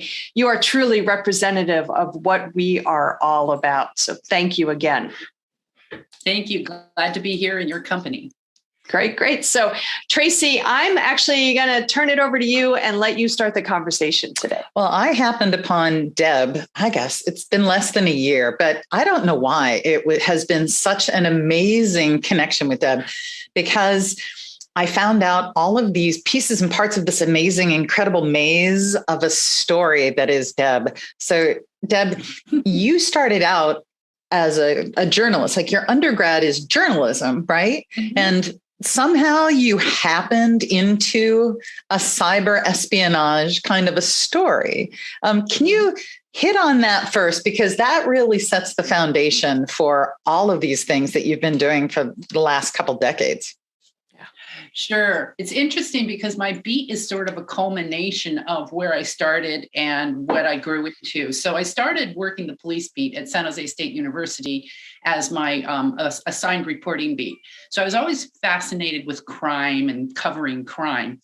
Then I was working for part-time for this New York Times owned Santa Rosa Press Democrat. This was after I worked at the San Jose Mercury News and I had moved up north. Someone was looking for help researching a book on computers, no computer knowledge necessary.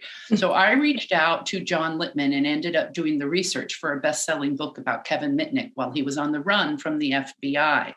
Scariest thing I ever entered into in my whole career. I had, within 12 hours of accepting the assignment, phantom calls started coming into my unlisted phone number in the middle of the night with lots of giggles on the other end. And my ex-husband at the time, who was pretty kind of an angry guy, he was freaking out about these phone calls. So I ended up unplugging all the phones from the walls.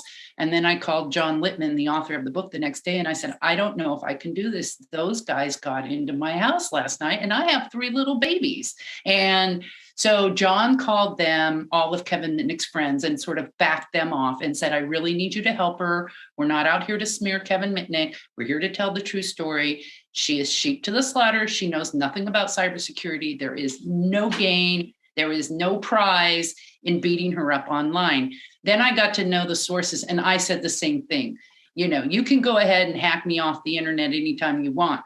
I need to use an AOL point of presence that I'm paying long distance for to even get on the internet, because this Netscape thing you guys told me to use broke my computer. Okay. So Netscape. Yeah. From that point that's on, in the Wayback Machine there. Yeah, Netscape. Right. Yeah. That's how it all started. Yeah. And so, the whole social engineering aspect and I've got information from a reporter from the New York Times and And these guys thought they were just so hot and they were so slimy, and I was working with them because I needed to get as close as I could to Kevin Mitnick while he was on the run from the FBI. And they actually helped me get online. They helped me with some of my technical issues after a while. And I got a fairly good rapport going with them. But when I was done with that book, I turned around and I went to all the magazines that published to technology readers. And I said, do you know this thing called the internet? Like right now, people are using dial-up modems to get to them. Well, Kevin Mitnick and his pals can get through all that. But, I see that we've got direct internet connections coming to businesses really soon. And I think, the floodgates are going to open. We're going to have a terrible time with cybercrime because you've got 2 things going on. You've got a trusted media, but you don't really know who's on the other end. And you've got people who are dumb. They don't mean to be dumb, but you give them a computer. It's very complex. Even in the 1990s, they were complex for an average Joe to understand what was going on. So you're putting these two things together, and we are going to have a crime wave like no one's ever seen before. Well, fast forward to where we're at today, and I've never left the beat, and that was way back when. What a great story. I'm amazed that, it seems like all these conversations that we have with folks on Techstrong Women, people seem to kind of fall into technology. I don't think we've had one person come on, maybe one, who really set out to make technology her life's work, her career, her profession. Maybe, I don't know, maybe Tracy, maybe there's more than one, but it seems like a lot of the best stories that we've had on the show so far have been people who quite literally have come at IT or cybersecurity from another field altogether. And it's been a great ride for them. Deb, did you ever think that this would be something that you would be interested in and make it your life's work? No, but I had some automatic sort of proclivities where when I was a secretary before I went to college, I was working for an engineering department, and those guys taught me how to code a disk drive. They taught me how to assemble a circuit board. And my boss needed me to write, to figure out what was in all of his file cabinets and keep a running record. And I told him I'd need a computer program for that. So he sent me to a DOS class, and I wrote a computer program that actually worked and kept a systematic alphabetized list of 14 4-drawer file cabinets and what was in all of them. So I should have given that more time in my career, but I didn't know that I was going to be coming together with journalism, which was my main desire to become at the time. And I was going to college at the same time and having all my babies at the same time. So it was a lot going on. But if I could have done it better, I maybe would have started right into technical publication right out of high school. I had the opportunity to do that then too, but who wants to write technology stuff, And this was more for RFPs and stuff for a company called Ford Aerospace. So it just took a while for me to figure out this is what I wanted to do. But by the time I was in my very early 30s, yes, that point, I was stuck. And I know I'll never leave the industry now. And you're, part of your story that's so strong, and as Charlene mentioned, it found you. You didn't find it. Right? There was a natural affinity, and we are seeing that with technologist after technologist after technologist. Now, I'm applying that whether somebody has a formal technical degree or not. So many folks are technical by virtue of learning on the job. You had exposure. You had people who were mentoring you and providing those opportunities.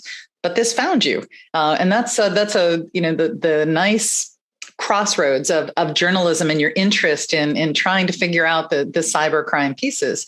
Now, as you've gone forward, though, you also do cybersecurity consulting, correct? And that's an area that you provide guidance.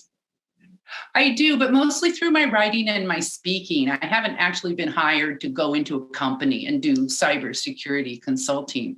My message is to a much broader audience, is the way it's been all my career. I magnify the message as a journalist and an analyst. I'm able to get all of this information out into the hands of lots of people instead of a single company. Now, I didn't come to you first through your book. I actually came to you by meeting you on Shift Left Academy and understanding that same type of thing. Here's a platform where you can start to magnify, and you have been. And as far as I remember, you've won some awards for Shift Left Academy, correct? Yeah, we were in the top 5 for best developer education videos. And I laugh at that because it's so organic. It's a lot like this, where we just record the Zoom. And but I gave a tribute to people like Tracy Bannon, because I interview the experts. If I'm not an expert in a topic, and I never claim to be, I know who to ask, and I know what questions to ask. And that's critically important. Whether or not I can go fix that computer myself, at least I can go ask, well, I see a vulnerability here. And companies like Sun Microsystems and stuff back in the olden days, they've come to me over the years and said I was the scariest interview they've ever had to do. And I said, why? And they said, because you always found our weak points. And I said, well, I listened.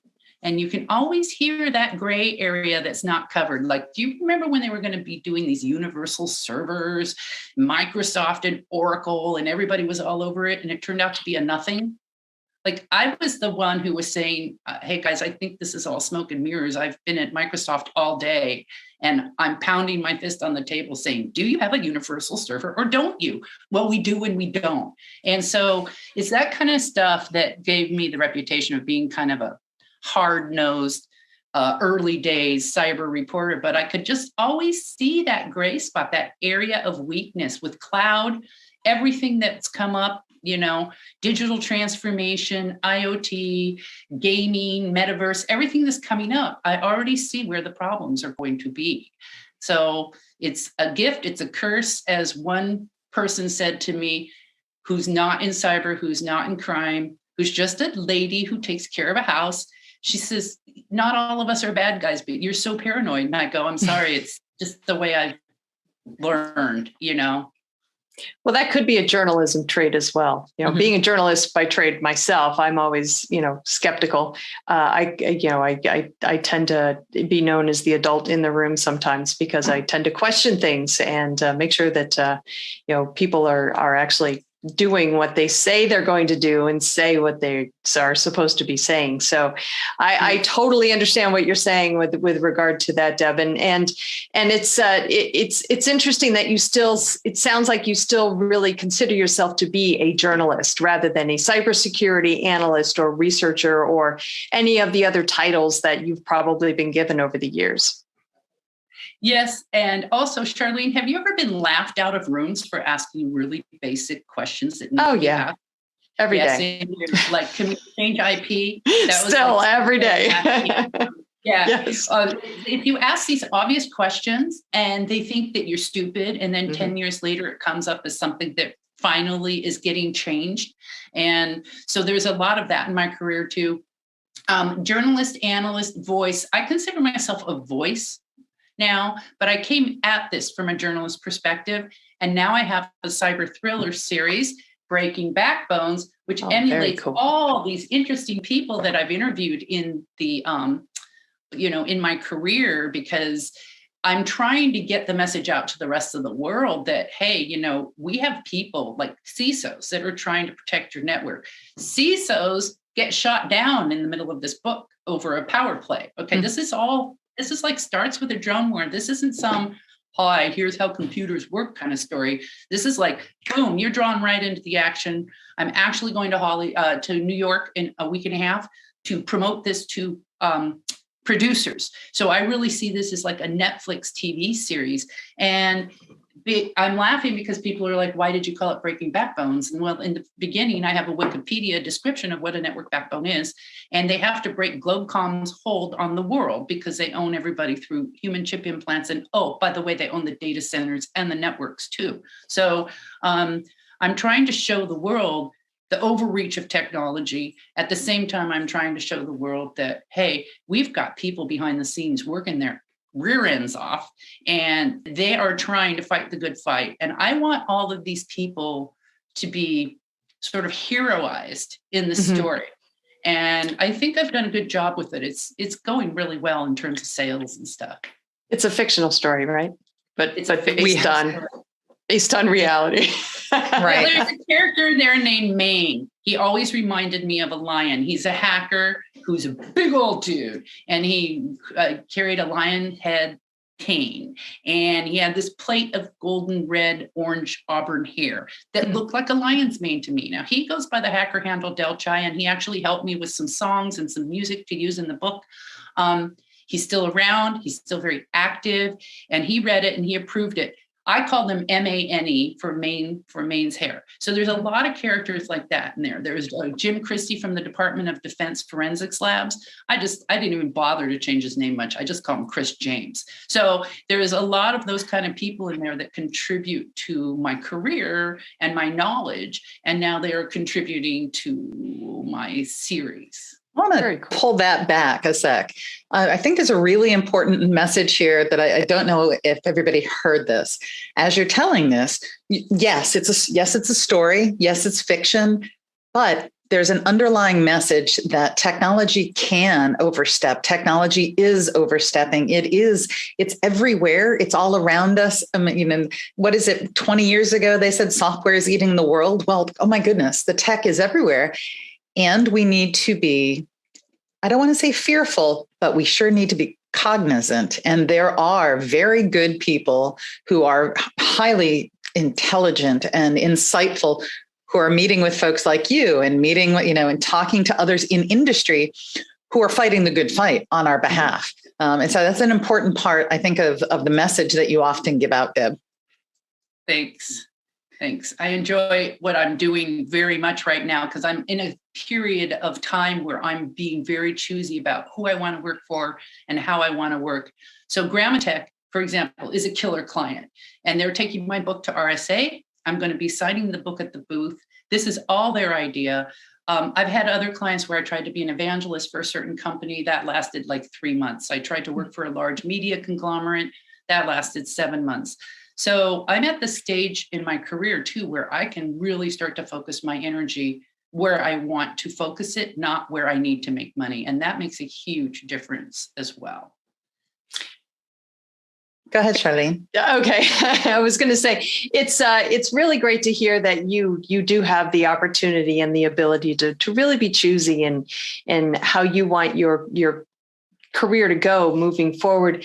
And I feel like sometimes there are many times, I don't think a lot of, especially females in the IT space, get that opportunity, at least not as much as their male counterparts are concerned. And I wonder, as you've kind of gone through the last 30 plus years of your career, did you ever kind of feel like you weren't, maybe, I don't want to say given the opportunities, because nobody is given an opportunity, they take the opportunity. Right. But do you feel like things were maybe more difficult for you because of who you were, as a female in the industry, especially if you think back about and you think about the fact that there were so few women and still are relatively few women in the cybersecurity field, although those ranks are growing, and I'm very happy about that.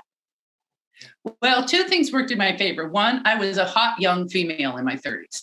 Secondly, I was not even thinking of myself as a female. I was thinking of myself as someone who wanted to do this. Mm-hmm. I was interested. I was intrigued. So I just went for it. And when people say, how did you do this as a female? My 3 words were, I went for it. And so I still go for it to some degree. But back in the olden days, that hot femaleness got me in a lot of doors because hackers are so awkward with women, right? That they would just be like, okay, yeah, whatever you want, I'll tell you anything, And so that worked in my favor to some degree. But they also thought as I had to be stupid because I was a woman. That didn't last long because I was stupid. I mean, when it comes to technology, like HTTP, HTTPS, blah, blah, blah, blah, all these terms, SAP, databases and everything. And I had to learn, I called it brain bleed. For 3 years, I felt like my brain was bleeding. I had to learn engineering as a journalist, right? Tricky way to do it. But I'm very good at repeating everything back in English. Oh, so you're saying that you dropped a Trojan horse in through a Napster account. Yeah. Then what did you do? And so I would have to just speak everything back to them in English and get confirmation. One time I made a mistake. Mm-hmm. I got 3,000 emails it was a technical mistake in an article. 3,000 emails. Oh, I had a response. You're right. Watch for my correction. You're right. Watch for my correction. You're right. Watch for my correction. It was like, boom, boom, boom, so they're not forgiving, but I don't think that had anything to do with a female. That had to do with making a technical error in an article. And these technologists are perfectionists. So it was a lot of pressure on that level. There were a couple of times, I won't name them, but at an event for SANS, where I used to run the analyst program, one of the leaders came to me and he's, "Hi, babe." And I'm like, "Hi, babe." And he never knew that I was throwing it right back in his face. He thought we were just both being really cool. And that's what I love. I love that I can usually one up someone in a situation like that and they don't even know it. That's interesting. And I would like to be like hiding behind and kind of peeking around as you're taking on all these folks to see you in that kind of action. Because I've been on a conversation with you when you're interviewing and when you're diving deep, and you really do have this sense of where there's a gray area, right? You pull out that flashlight, right? It's got 6D batteries, right? This thing you're wielding around, right? Halogen light, and shining it into these corners. I find it so curious that I think you're the first woman that we've interviewed who actually admits that she was a woman. Like said, I was a hot something in my 30s. You're the only woman who has said, I looked a certain way, I felt a certain way, I was perceived a certain way. So what? That's pretty interesting, because I think there's a tendency for us to, I don't want to say downplay, but maybe downplay, right? And, how high does the short neck come? And exactly what do I have to hide from you so that you pay attention to me? Mm-hmm. Yeah, I agree. But at the same time, I think that, pretty much all females in technology do kind of use their femininity to their advantage, whether they're doing it overtly or covertly, whether they're doing it consciously or subconsciously. There's always, the more female characteristics do tend to come out in conversation, or just, the flip of the hair, or, just something that is innately feminine that does come out. And so there are very few females in the IT sector who I've met who really do suppress a lot of their, femininity in the way that they speak to other people, in the way that they, the way that they ingest information, the way that they, just carry on a conversation. I gesticulate all the time. And I know that some people think that that's an insanely feminine thing to do. That's just the way I am. And so I don't consider that to be feminine or not. It's Charlene. It's not female. Well, but I would agree with you. I think maybe I fall into that bucket where I don't have, it doesn't say female right here. Actually, it does on my shirt underneath. It says women in tech, but we'll hide that right now. But in general, I'm just myself. Right. And so maybe, Deb, I'd be interested.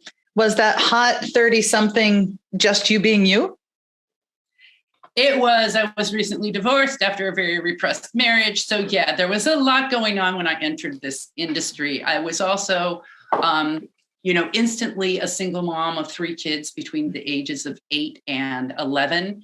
So there was a lot going on. I was exploring every aspect of who I was at the time. I had been crushed, and I was coming out of being crushed. So yes, there was a lot going on at the time when I started this career. But as I grew with the career, obviously, a lot of that just sort of fell away, and I got more and more self-confidence. And when you guys were asking me earlier how you actually did this, I faked it. Like for the first 3 years during that brain bleed, I faked it. I had a couple of editors say, well, you're writing about databases as if they're brand new. And I'm thinking, well, they are to me, Right. So there was all of this going on at the same time. But I really feel that if you have a drive and you want to do something and you have an inclination and you can at least almost do it, you should do it. Like do it until it becomes natural. I wasn't good at walking into rooms full of geeks and holding out my pen and paper and asking them questions at first. But I can do that anywhere now. I can walk in, I could probably talk to the president of the United States like that now, because I'm so comfortable with walking in with a notepad and asking questions. As Michael Zuckerman from USA Today said, you have a gift of draining gray matter from people's brains. I've watched it. I've seen it. It fits my personality. It isn't that male female thing, at all, but it's about, I think a lot of it is in my career is about disarming people. And again, that's natural in my personality, not that I'm a woman or a man. But yes, in my younger days, being a young, hot female did work in my favor, as if I let it. People could also try to victimize you. They didn't last very long. I'm very good at shaming people as well when I need to, publicly too, when I need to. Well, that's actually a good trait to have, because I think especially women tend to not go down that route. They'd much rather just kind of be quiet and the first inclination is, well, maybe they're right. Maybe I have gone too far. Maybe I have done something wrong. And then you start to think about it, you're like, wait a minute, I didn't do anything wrong. And then by the time you get to that mindset, it's done and past, and you really have no recourse. But to do that, and another thing, and then that just sounds fake and well, it's kind the of internalizing that happens, exactly. right? And it's typical when you see youngsters that as they're growing up, they hit puberty. My husband coaches men and women, boys and girls, and he can very clearly articulate the moment where they go from being these wonderful androgynous, it doesn't matter, boy, girl, they all play the same way. And there's a moment where the girls start to internalize and the boys do not internalize the same way. And he will give the same comment to a young woman as he does to a young man. For the young man, it's, hey, you're kicking the ball the wrong way. You're hitting it with your toe, not the inside of your foot. You need to do this. And 9 times out of 10, he said, the boy will be like, oh, okay, coach. He'll say almost the identical words to a young female, and it's a character indictment. And so there's some kind of wiring, right? Like they're suddenly not good enough. So I think that as we're talking about this, and as I'm listening to you tell your story, Deb, that didn't seem to hit you in the same way, that you were not oblivious to it, but it sure didn't hold you down. I took a lot of that kind of stuff and still do as a challenge. Interesting. So I think a lot of that also has to do with upbringing then. So were you raised in a household that really encouraged you to be fearless, or was it more a lot, did you have to survive? You had to do what you had to do to survive when you were growing up. And so that's kind of given you, I would say, like a thick skin, but it's really not that. It's just quite literally just being able to just look at it as words and nothing more. It was both, Charlene. So I was raised very free, and my parents are actually embarrassed when I tell the story now because of the way the world is today. But when I was little, you could let a kid run free in the forest. You could let them ride off for hours on a horse and not worry about it. That was how I grew up. I had horses. I still have dreams. I forgot to give the horses water. I had responsibilities with those horses. I had to go out, and if the sheriff showed up because a horse got out in the middle of the night, I had to tuck my nightie into my jeans, put on my cowboy boots, and go out and retrieve the horse. It was my job. Everything was my job from like age 9 onward. 2 siblings, same thing. We were given a lot of freedom. But there was some trouble in the house with a sort of an abusive older brother and a father who thought I was too affectionate. So those guys taught me to be strong. So in addition to the freedom in my upbringing, there was that sense that some people thought I was a little too out there, and they were males, okay? And they were kind of trying to put me in my place. I kept bucking against that. And the very same family members now say they really appreciate about me that if I see something I want to do, I just go for it. So no coaching there, huh? Yeah, everybody has a mix, right? It was a mix of nature and nurture is what I'm hearing. Yeah, and I think I was raised very well. I love my parents, and they're getting super old. And part of this trip I'm taking is going to spend time with them. My brother is gone.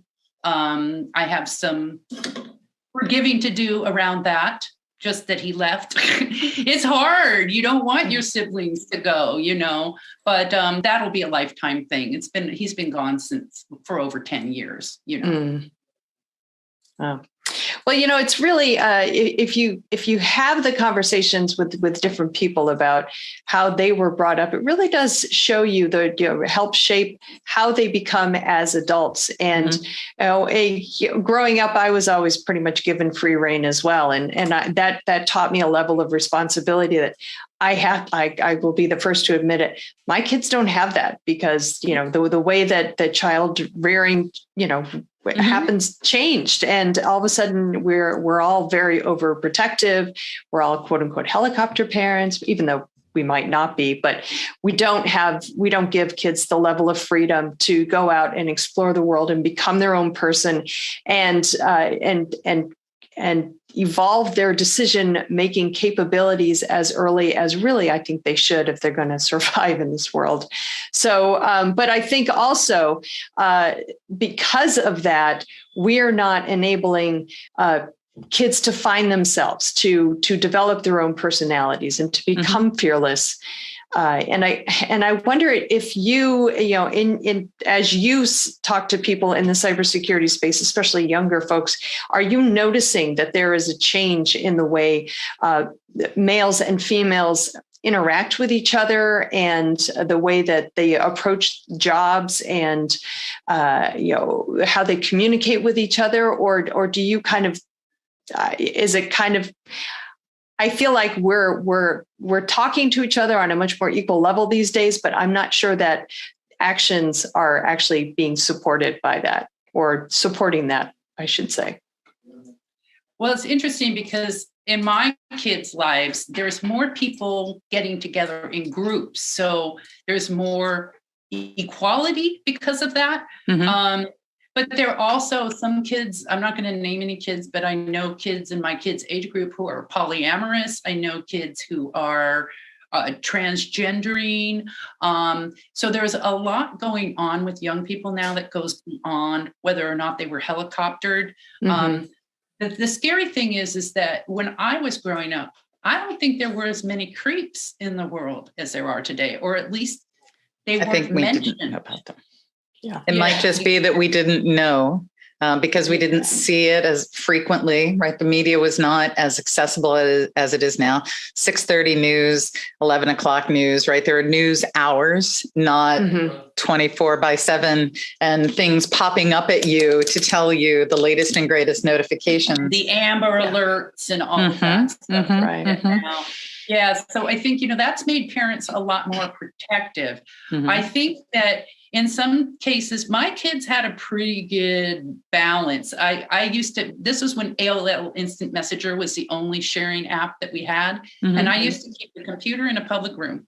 And I used to lean over their shoulder and say, who's XYZ boy? And how do you know him in the real world? If they didn't know him in the real world, I made them delete him. And they would tell me, Mom, you're so paranoid. And I go, yeah, but nothing bad has happened to you, right? And so I wasn't exactly a helicopter parent, but I was very careful about what they did online. And then, of course, today, all kids have iPhones, right? And, I would give my kid an iPhone because I could reach him right away. I wouldn't hesitate to give an 8 or a 9-year-old an iPhone today, But what comes to them on those devices is what scares me more than letting them go out and play baseball with their 2 friends in a field where you can't see them. It's tough. I mean, we've kind of evolved this conversation into a parenting conversation, but it's a fundamental part of being a female and, just in general. And I think that a way we kind of approach parenting is a very large, a very large part of what we do and who we are as people. So, and some of that spills over into the workplace and how we approach and interact with other people. And do you think that there are certain things that females kind of bring to the table, if you will, Deb, that maybe that are uniquely to females that, you said you're a hot woman in your 30s, which is awesome. I love to hear that. obviously the feminine wiles, if you will, is certainly something that is unique to females. But what are there any like soft skills or anything like that you can think of that, really is quite literally something that only females can offer for, IT in general, but cybersecurity as well?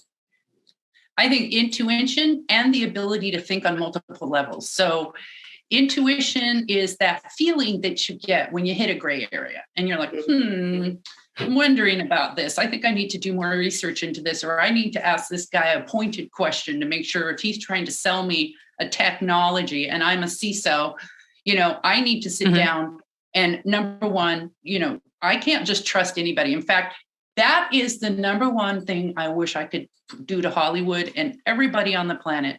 Never use the term trust me. Okay. You will not find that anywhere in my book or any of my books. Trust me is the thing that makes me turn around and go the opposite direction. Okay. If you tell me I need to trust you, there's something underneath that. What's underneath that, right? That's the first thing. So that's intuition. The second thing is, if you can think on multiple levels, you can actually outplay the male gender in some cases, like that guy who's like, hi, babe. And I'm like, hi, babe. And he doesn't even know I was making fun of him. To this day, he doesn't know I was making fun of him, right? Well, he does now. He does now. If he hears it, he's out of the industry now. That's why I'm using it as an example. Okay. But if he hears it, but the multiple levels help with a lot of things, especially if you're in a leadership role or an analyst role, where you've got to be a good listener, but you've also got to process what you're hearing. And you can't just be binary about cyberspace. There's so much going on. So I think those two characteristics are good. But I also think the ability to think on multiple levels. Sometimes women go too far down the rabbit holes. Sometimes they get hung up on one little thing that isn't that big of a deal. Like, oh my God, he said, hi, babe, to me. That's going to ruin my career. Okay. No. FIDO, man. We got to do a lot of FIDO. If we want to live and work in this industry, we got to be able to take jokes. I'm not a baby. I've never been a baby. There's men around us. They tell jokes. A lot of them are gender specific jokes. Okay. Sometimes I think we need to come up with some good jokes that are like reverse jokes on the male gender, so that when we hear them, we can go, oh yeah, I have this joke too. And then we could like throw it right back in their face. But we've got to utilize our ability to think on multiple levels, but not turn that into internalizing, like you said earlier, and not using that also to scare us out of taking a job that we're 90% qualified for. And Tracy and I have had this conversation before. You go in and you have this list of requirements. Guys will go if they're 50% qualified, they'll go interview for the job. Yep. Women are afraid to interview for the job if they're 90% qualified. So clearly that fake it till you feel it thing is extremely important. And thinking on multiple levels is important, but using that multiple level thinking to internalize and hold yourself back or get a grudge against someone else, those don't work for all females in the industry, and they can stereotype the rest of us. So I strongly urge women who are highly sensitive. That's a good thing, sensitive women. I have a problem because sometimes I offend sensitive women, but if I find out I did, I immediately try to rectify the problem, understand the sensitivity, not do it again. That doesn't mean I won't be perfect, but that's the best I can offer. Okay. So that's my advice to women in the industry. If you're a sensitive woman, there's a great place for you, as long as you don't internalize it and let everything become a huge issue. I'm hearing some really awesome words there. And I always take notes, and I have a couple of notes from what Deb has been telling us. So Deb, every conversation, I make sure that I am listening for those nuggets that go on my wall of words, the things that I'm going to come back to. I love that you said, if you know when you're not an expert and you know to ask, my experience has been with some of the younger women. They're not always asking those questions yet because they're in that area of trying to fake it till they make it. So when do you ask the question? When do you not ask the question? Right? How do you balance that? And I'd be interested to hear what your thoughts are on that, Deb. Yeah. Well, Charlene and I have both been laughed out of rooms. So I always ask the question, whether or not it sounds stupid, like, can we change IP? Cisco laughs me out of the room. There were a lot of other questions like that throughout my career that came out to be true, because now we're on IPv6, right? And so there's other things like that. I am now raising questions around, can we do something different? Like, as we're doing digital transformation on the internet for the next 20 years, can we be building a more secure infrastructure? Maybe not even call it the internet, but we need something more secure, less trusting as a foundation underneath all of this digital transformation. Do I sound stupid? Maybe. I keep looking into it. All of the advances that I'm seeing are being done in China. Do we want China like running our technology because they believe in, you know, controlling discourse and other things on the internet? Okay, so where do we go with that? To me, that's my biggest, as an analyst, that's my biggest area of focus right now. Before I die, I would like to see something coming up in place of the internet that's much more secure. Are we talking crystal power? Are we talking bacteria or fungus or algae? I don't even know, but I believe that we're not setting our minds to looking at things completely differently. Like, let's pretend there is no internet. And how would we build a secure structure of communication and commerce today if we didn't even have an internet underlying foundation, right? How would we do it? So those are the areas where I think asking dumb questions is good. Sounding dumb is okay. If you're raising awareness, if you're getting people to think, it's okay.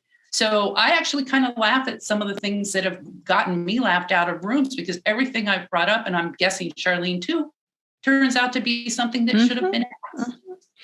Cognitive diversity, right? It's all about diversity, period, but cognitive diversity. Let's have the different conversations. Let's ask the different questions.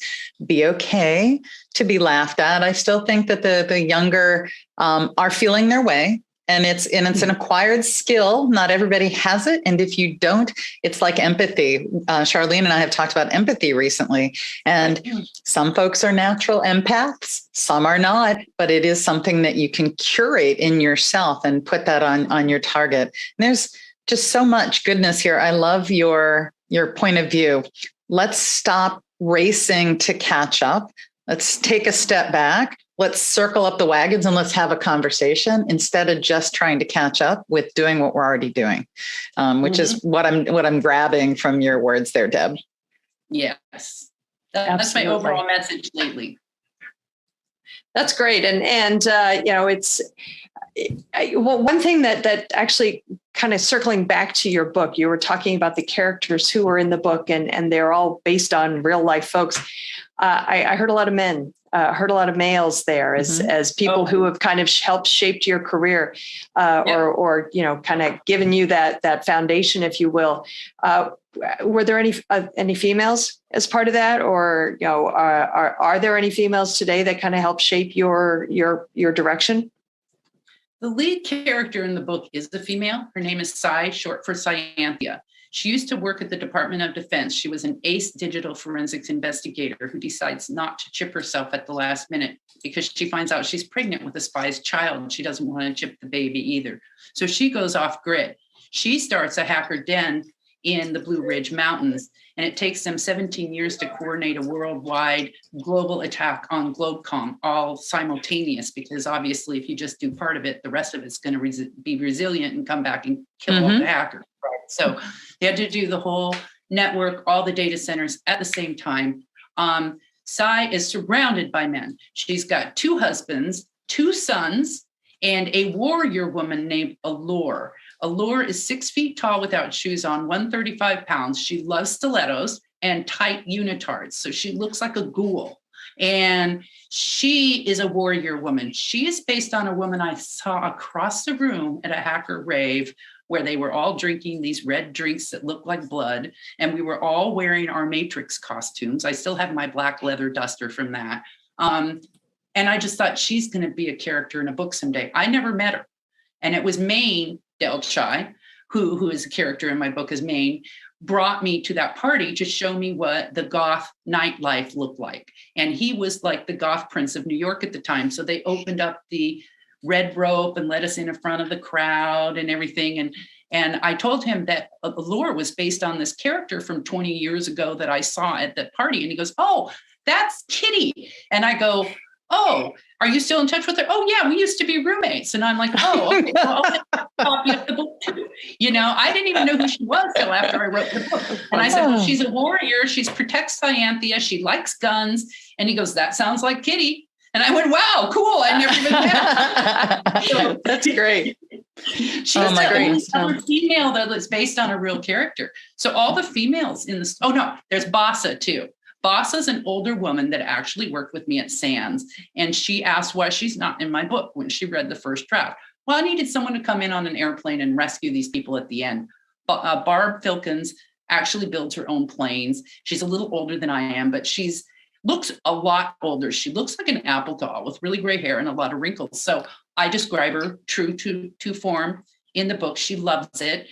She comes in the plane and rescues everybody at the end. And the main hackers, Dark Angel and Wizard, one of the kids is saying, "Well, who's Bassa?" And he goes, "She's the boss of all of us. Do you have any other questions?" And move on. And Bassa's like, "I'm sorry, kid, you got a problem with that?" So she talks just like Barb Filkins does. She's a really strong personality, and you don't mess with her kind of person, Yeah, and so those are the only two real females. Sai, the lead character, is just all made up in my head. I named her after a friend of mine who died named Cindy Frank. So she takes on a little bit of Cindy's looks, but not Cindy's personality. Okay. All right.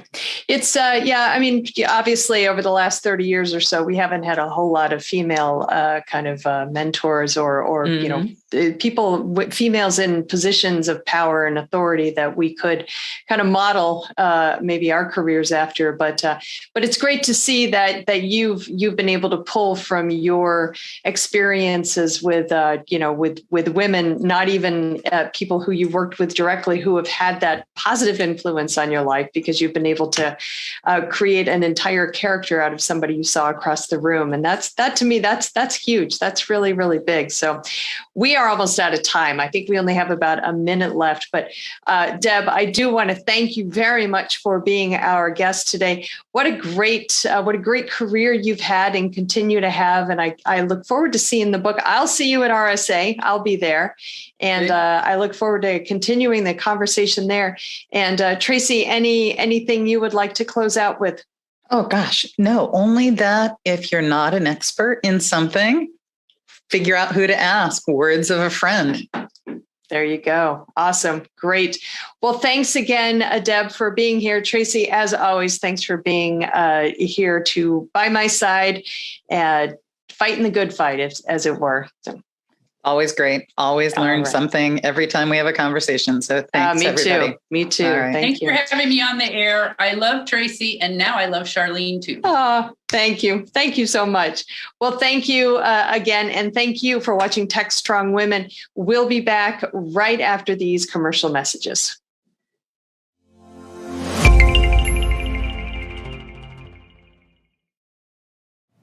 Hey, everybody. Happy Monday. This is Charlene O'Hanlon, and I'm here with the headlines. Kicking things off today, veterans are being offered free cyber training to fill the demand for workers.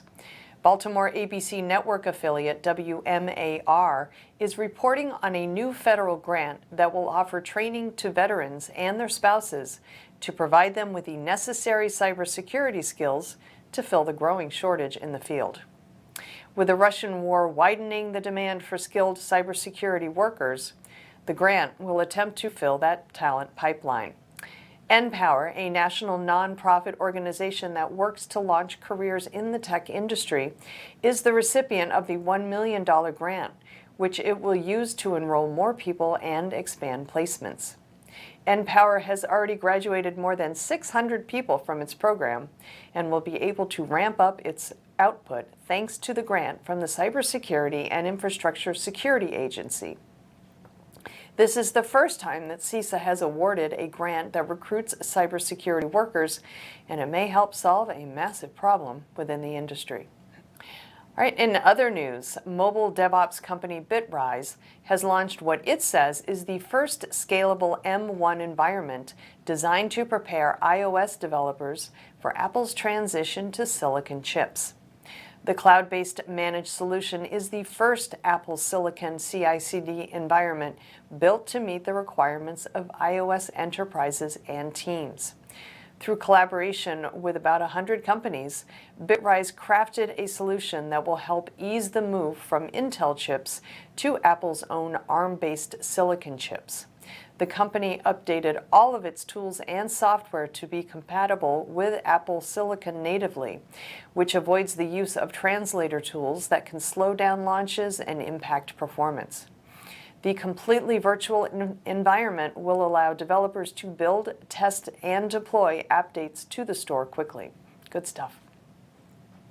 All right, over on DevOps.com, the Continuous Delivery Foundation has published a report that looks at the state of DevOps workflow gains. CDF's State of Continuous Delivery in 2022 report finds that 47% of developers use either CI or CD platforms. However, only 20% report using both to automate all application build, testing, and deployment. SlashData surveyed more than 18,000 developers on behalf of the CDF, 23% of whom said they aren't involved in any DevOps-related activities, which the CDF believes the low percentage may suggest that DevOps workflows are now more widely employed than ever before.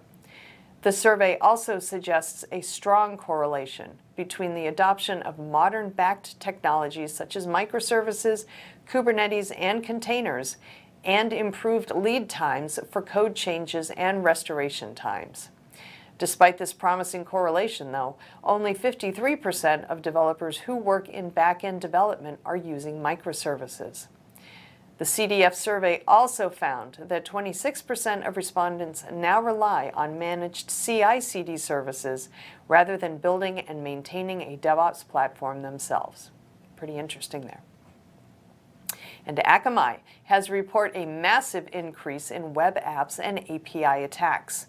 According to an article on Security Boulevard, the company published a series of reports at the 2022 RSA conference that pointed toward APIs and web apps as the new favorite targets for highly organized cybercriminal gangs.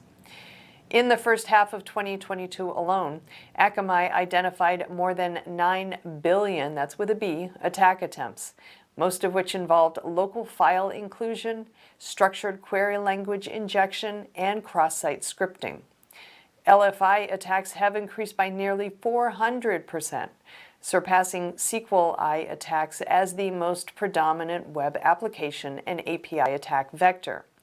A whopping 55% of these attacks were directed at organizations in the United States, with e-commerce sites representing 38% of attack activity. Akamai believes that cybercriminals have shifted their focus to exploiting vulnerabilities in web apps and APIs, as they can be easily compromised. Akamai also reports more than 7 trillion DNS queries from the first quarter of 2022, with more than 1 in 10 monitored devices communicating with malware, ransomware, phishing, or some type of command and control tool. In the report, Akamai also discussed the target of notorious cybercriminal gang Conti, which has been targeting businesses with revenues between 10 million and 250 million. And finally, Progress has released the Chef Cloud Security Platform, which extends security and compliance across hybrid cloud. Excuse me. With the Chef Cloud platform, companies can capitalize on more DevSecOps capabilities with support from on-premises to multi-cloud environments. That's according to an article in the Newsstack, which also reports the cloud security product is part of Chef's push to go past solely being on-premises and breaking into the multi-cloud scene. Chef's cloud security will also help teams avoid time-consuming and costly training, while still providing support for cloud assets for multi-cloud deployment. The launch will also help solve cloud misconfigurations, improving security for companies in an innovative way. All right, that's it for the headlines. I'll be back tomorrow with a brand new batch. Until then, I hope everybody has a great day, and please, whatever you do, stay safe. This is Digital Anarchist. Hey everybody, welcome back to Techstrong TV. I'm Charlene O'Hanlon, and I'm here now with Subbu Rama, who is the co-founder and CEO of Balkan ID. Subbu, thank you so much for joining me today. Do appreciate it. Thank you, Charlene. It's such a pleasure to speak with you. Excellent, excellent. So Balkan ID is a brand new company. Tell us about it. We are an intelligent identity access governance company. We basically solve two big problems in the identity access governance or identity governance and administration space, which is normally called as IGA. We are basically leveraging AI to automate the discovery and risk prioritization of entitlement sprawl, which happens a lot because of SaaS proliferation in the space.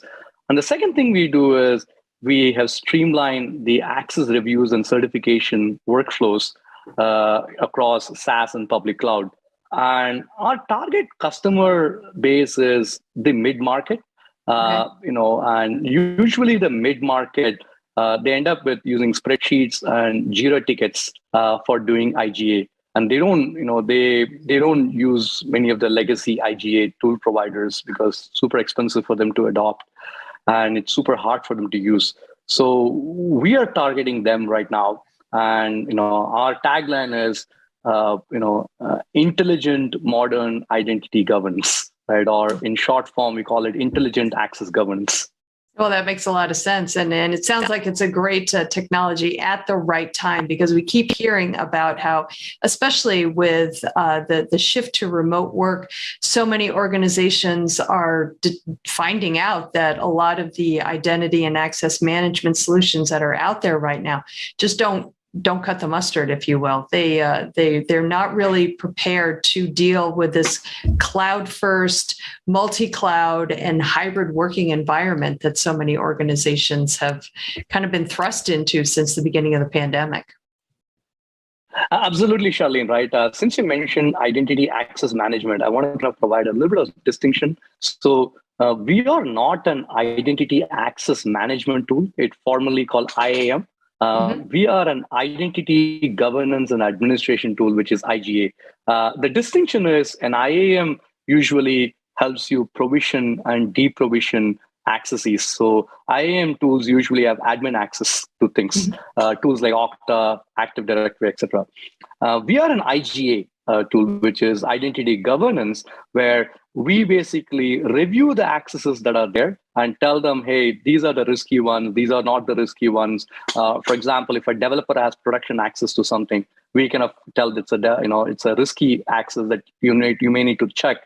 And we basically provide workflows for people to approve and deny accesses. So we kind of coexist with the IAM tools. So ours is basically on the governance, audit, compliance, that side of the store, versus IAM tools are mostly IT. And our buyers are the chief information security officers or the security teams. Although there are companies which do not have a CISO, IT owns it. They also can leverage us as well. So I just want to provide a distinction. No, it's great. It sounds like it's kind of like the next level beyond identity and access management, because you're really kind of putting some controls around, how these managements are managed, if you will, or what's good, what's not good. And all right, great. Exactly. So you guys just recently came out of stealth, and you guys decided to do your funding through kind of angel investors rather than VC funding. Am I correct? We do have VCs in our mix, but there are a few VCs and a good amount of investors. My last company was Bitfusion. We sold to VMware, And a good amount of investors are my prior investors who invested in me in the past, and there's some new investors. So I would say angel to VC thing is probably like 60-40, right? So about 40% of them is angel, or maybe angelish, versus 60 is VC. It's interesting that you went down that road, because you think about how much funding is out there right now for cybersecurity companies, and it's almost mind-boggling how much money has been poured into cybersecurity by VC funds, and so do you see that as kind of a sign of the times, if you will, the amount of money that's being spent in cybersecurity? Is it a reflection of the market in general, or do you think that we've actually kind of reached the point where people have realized that there traditionally there just has not been enough focus on cybersecurity, and now we really have to get serious about it? That's a great question, Charlene, right? I think it's a reflection of two things. One is, of course, the market, and VC funding in general, or angel funding in general, has been at its highs, right? There's been so many new funds, etc. But if you look at cybersecurity, the CISO role, it is a role that really got created in the last probably 20 years or so, right? I mean, and if you look at the growth of that, security officer in a company, dedicated security officers, even companies with 100 team members have those roles now, in place. So I think it's actually a reflection of that, because it's sort of like a role. It's kind of like, in 30 years ago or 40 years ago when CIOs started coming in, and 20 years ago when 15 years ago when cloud started coming in, DevOps became a huge thing. Over the last 10 years, that the CISO role has accelerated, the growth of the CISO role. So you're seeing a lot of cybersecurity companies coming up. So I think we are at the start of that whole thing. We are kind of, maybe, I don't think we have reached peak. I would say probably there's probably about 75% of companies who still don't have CISOs. Then they are actually going to come in place. And you might have seen SEC is now bringing CISOs, or asking CISOs to be brought to the boardrooms.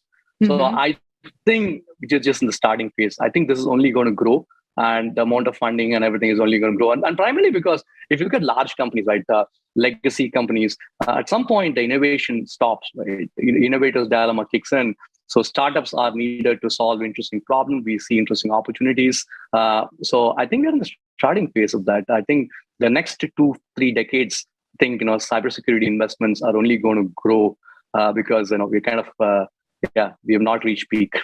Yeah, well, if you think about the fact that cybersecurity basically touches every facet of IT, from the users to the applications to the infrastructure, it is such a large field to play in. So I'm with you on that. I don't expect that we're going to see a trickle of funding, or the amount of funding actually be reduced to a trickle. I believe that spigot is going to be wide open for a while. But we are looking at different phases of cybersecurity, right? I mean, you guys are securely kind of in that governance space, which I think not a lot of attention has been paid to over the last couple of years. So, and especially with the pandemic and everybody kind of rushing to this hybrid and remote work, just understanding where an organization's, where the access is and how they might possibly be out of compliance because of the different roles that folks have right now. It's a really growing area. And so how do you guys see kind of yourselves setting yourselves apart from other companies that are in this governance space right now? A few areas.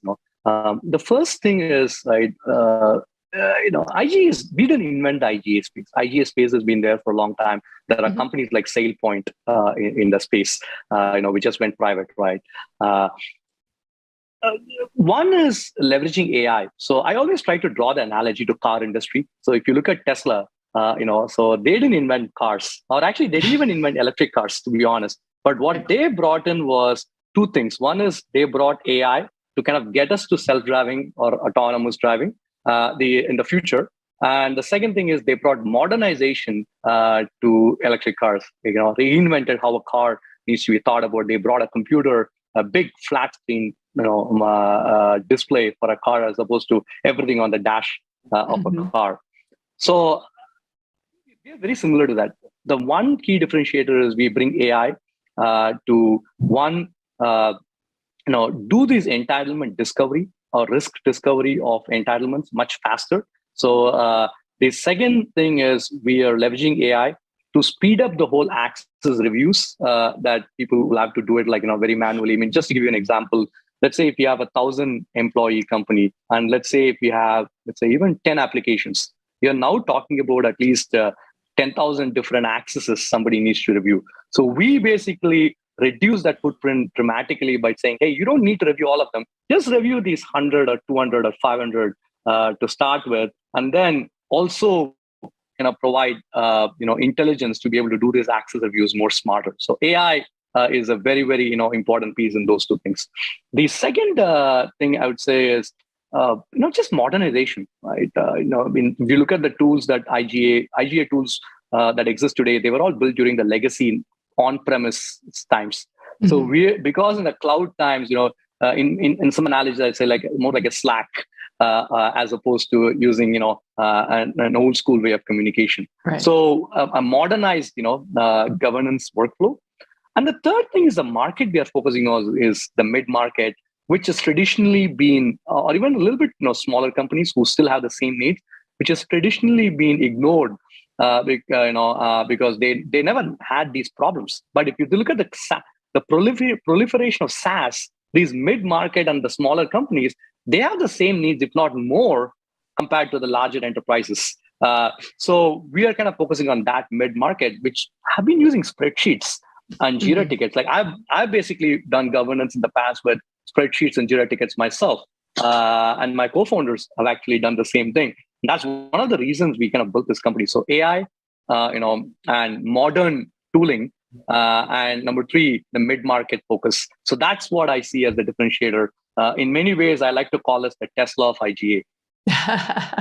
I like that. All right. I think that's a really interesting analogy. And I think the mid-market is going to be a great space because, to your point, the mid-market traditionally has been vastly underserved, whether it's cybersecurity or governance or, just IT in general. Everybody goes either big or small. And, like the middle child, they often get ignored. So Sabu, I thank you so much. This is a great technology. I wish you guys the best of luck. And I do appreciate your taking the time and coming on Techstrong TV and telling me all about your new company. Thank you so much, Charlene. It's a pleasure. And thank you so much for everything you all do. Great. Thank you. All right, everybody, please stick around. We've got lots more Techstrong TV coming up, so stay tuned.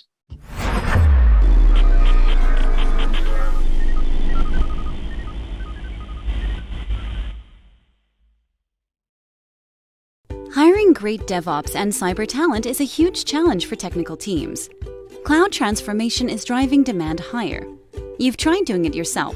Job boards, LinkedIn, didn't work. Recruiters are an option, but who do you trust and not waste your time and money? RecruitOps is the new way to source engineering talent. From MediaOps, the people behind DevOps.com, Security Boulevard, Container Journal, and more. We sit right in the middle of the hottest positions in Dev, Sec, and Ops, and the brightest minds in the field. If you're looking for a great position or the talent to fill it, we can help you. Trust us, risk-free.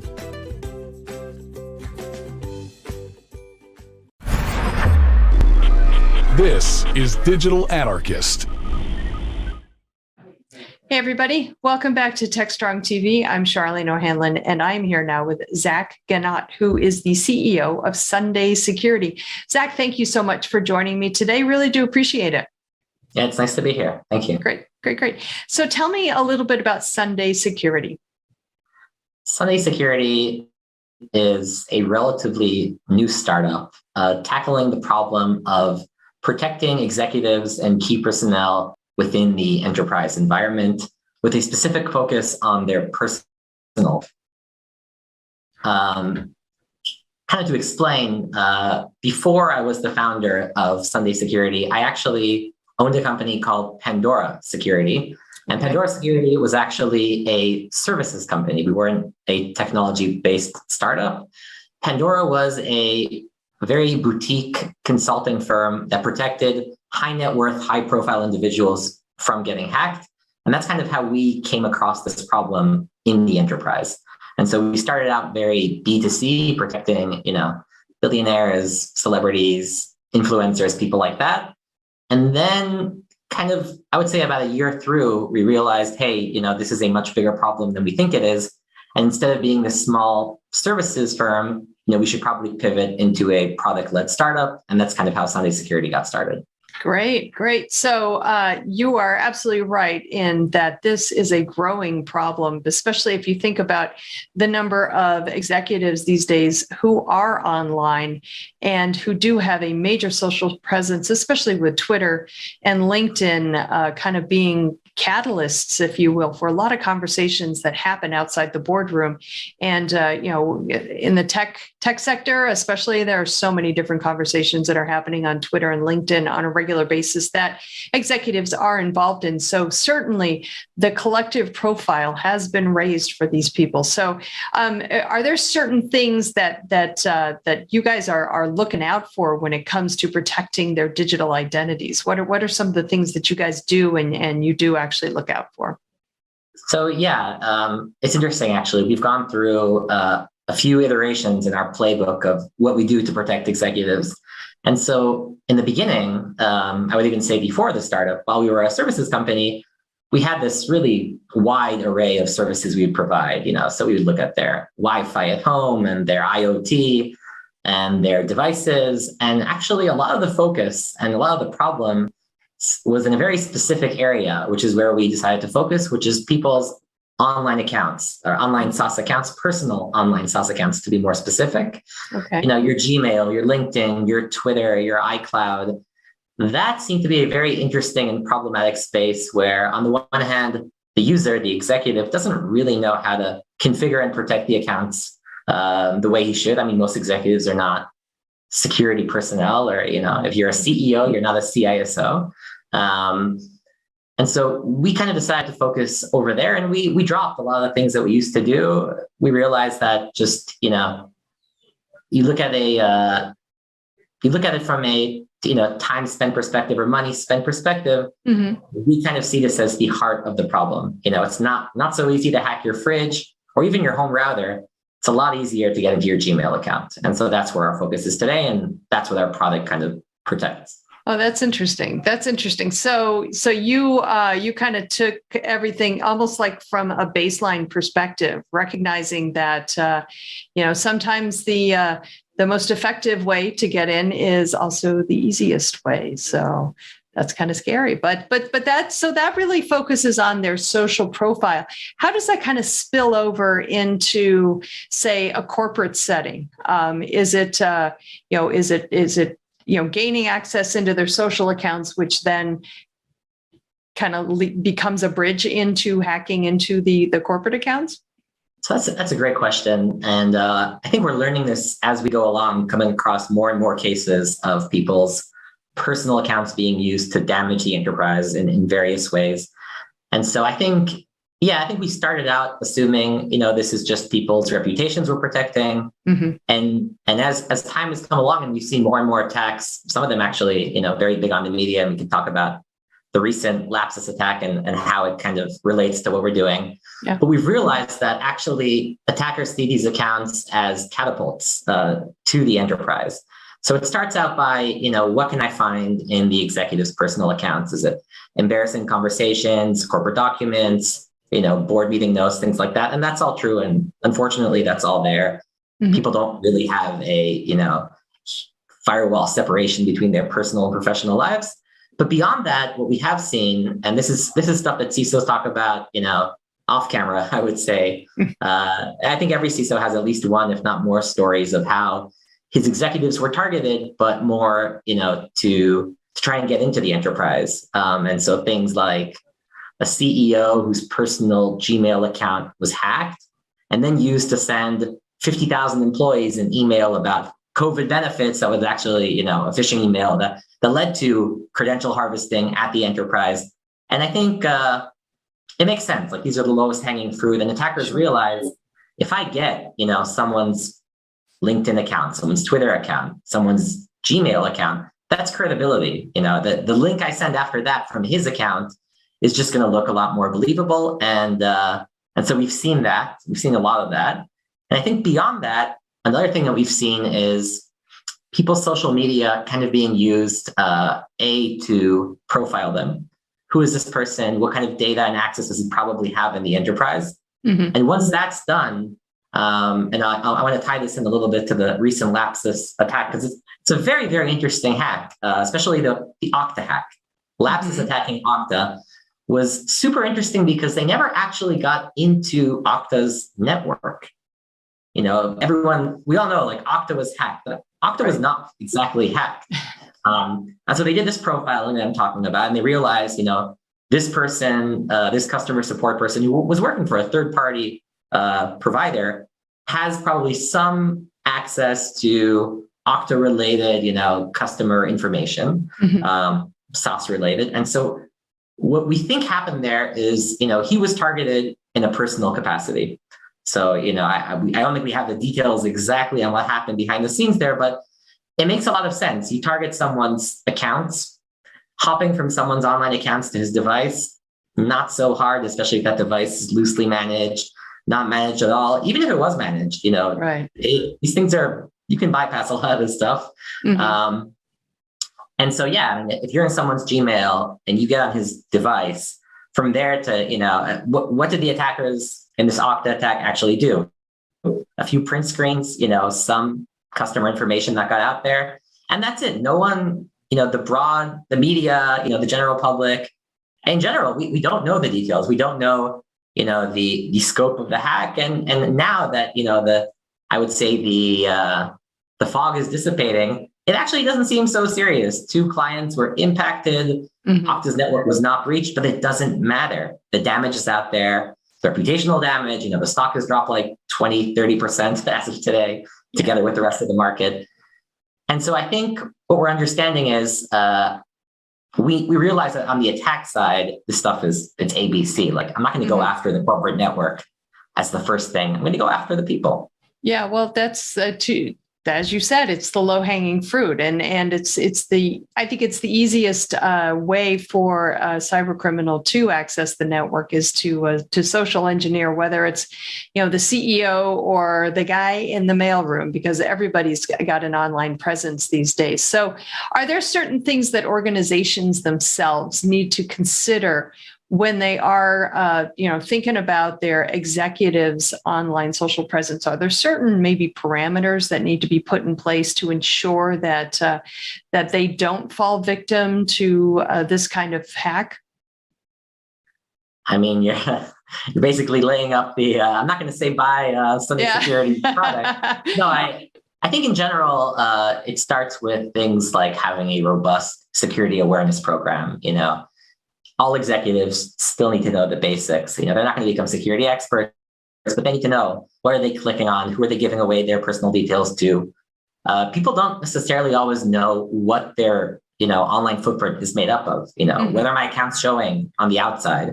What can be seen about me? I'm always amazed. I click through things. I'm like, wow, the CEO has his cell phone number on LinkedIn for anyone. I don't think he realizes that, but everyone can see that. From there, sending him a social engineer link, just a step and a half. And so I think, you look at large companies in corporate America, they're actually pretty good at creating these profiles. They'll pay companies to create these very comprehensive profiles about their executives. Unfortunately, a lot of times that's kind of where things stop. Like, you'll have your 50-page profile, not really sure what to do with it. I guess you hand it over to the executive or his chief of staff. But to go through the mitigation, okay, so you have all these things that need to be fixed and changed. I think that's kind of where enterprises get a little bit, not confused, that's probably not the right word, but baffled. Just like, this is personal stuff. Like, I can't do this for you. I can't go into your LinkedIn or Twitter account and change your settings but somebody needs to. And that's kind of a lot of times where the ball gets stopped. And that's kind of what our solution is trying to tackle. Yeah, well, that makes sense, and frankly, if you're an executive, you're probably not, you probably don't have a whole lot of time to go in and try to figure out all the different settings and everything. So, it would certainly be something that I would consider if if I was in that position myself, especially if if somebody had come to me and said, I've got your phone number that I picked up from your Facebook account or something like that, and even I recognize that. That is something that I don't think anybody should have their phone number advertised on Facebook or LinkedIn or any place like that. That's why they have those messenger accounts and LinkedIn Mail and things like that. So it's like, but it's really fascinating. I imagine also since the start of the pandemic, you guys have seen a lot more of these social engineering attacks happen, and at higher ranking officials. Yeah. I mean, it's really interesting actually. Since the pandemic, the statistics of executives on social media, you were talking about that before, have gone way up. I don't have the statistic in front of me, but if I recall correctly, it's an amazing number. It's like 80 or 90% of Fortune 500 CEOs are now on LinkedIn and Twitter. And it makes sense, right? We're all locked down. We don't really there are no live events. Not really, not many, definitely not a year ago. And so where are you going to have this presence and this thought leadership? You're going to go onto Twitter. You're going to go onto LinkedIn, even if you could kind of avoid doing it beforehand. Okay, so on the one hand, we see that this is kind of a must for executives. Like you have to have social media accounts. They have to be easy for everyone to find. And usually still the executive is the one to manage them and secure them and so on. And on the other hand, everything is decentralized, right? So and distributed. So if I do have, if something happens, I get an alert or some suspicious activity in my account, it's not just going down the hall to the IT guy anymore. Like I'm, like you said, I have to write to him over Slack or email. And so I think that I'm sorry, English is not my first language. So it's okay. You're doing great. But, thanks. So I think the atmosphere is kind of, I don't know, I don't want to say ripe, but like, no, ripe is a good word. So it's kind of ripe for attackers. Yeah, I mean, they know that people are having a harder time communicating, a harder time closing the loop. People are expecting to get a lot more communication, online. And so, I mean, the statistics are out there as well. Like cybercrime has gone through the roof over COVID. And that includes that with a focus, I think, on people's personal accounts. Absolutely. Well, Zach, I think it's great technology. I think it's a great service you guys are providing. And I certainly wish you guys the best with your company. And thanks for being on Techstrong TV. Appreciate that as well. Happy to be there. All right, everybody, please stick around. We've got lots more Techstrong TV coming up. So stay tuned.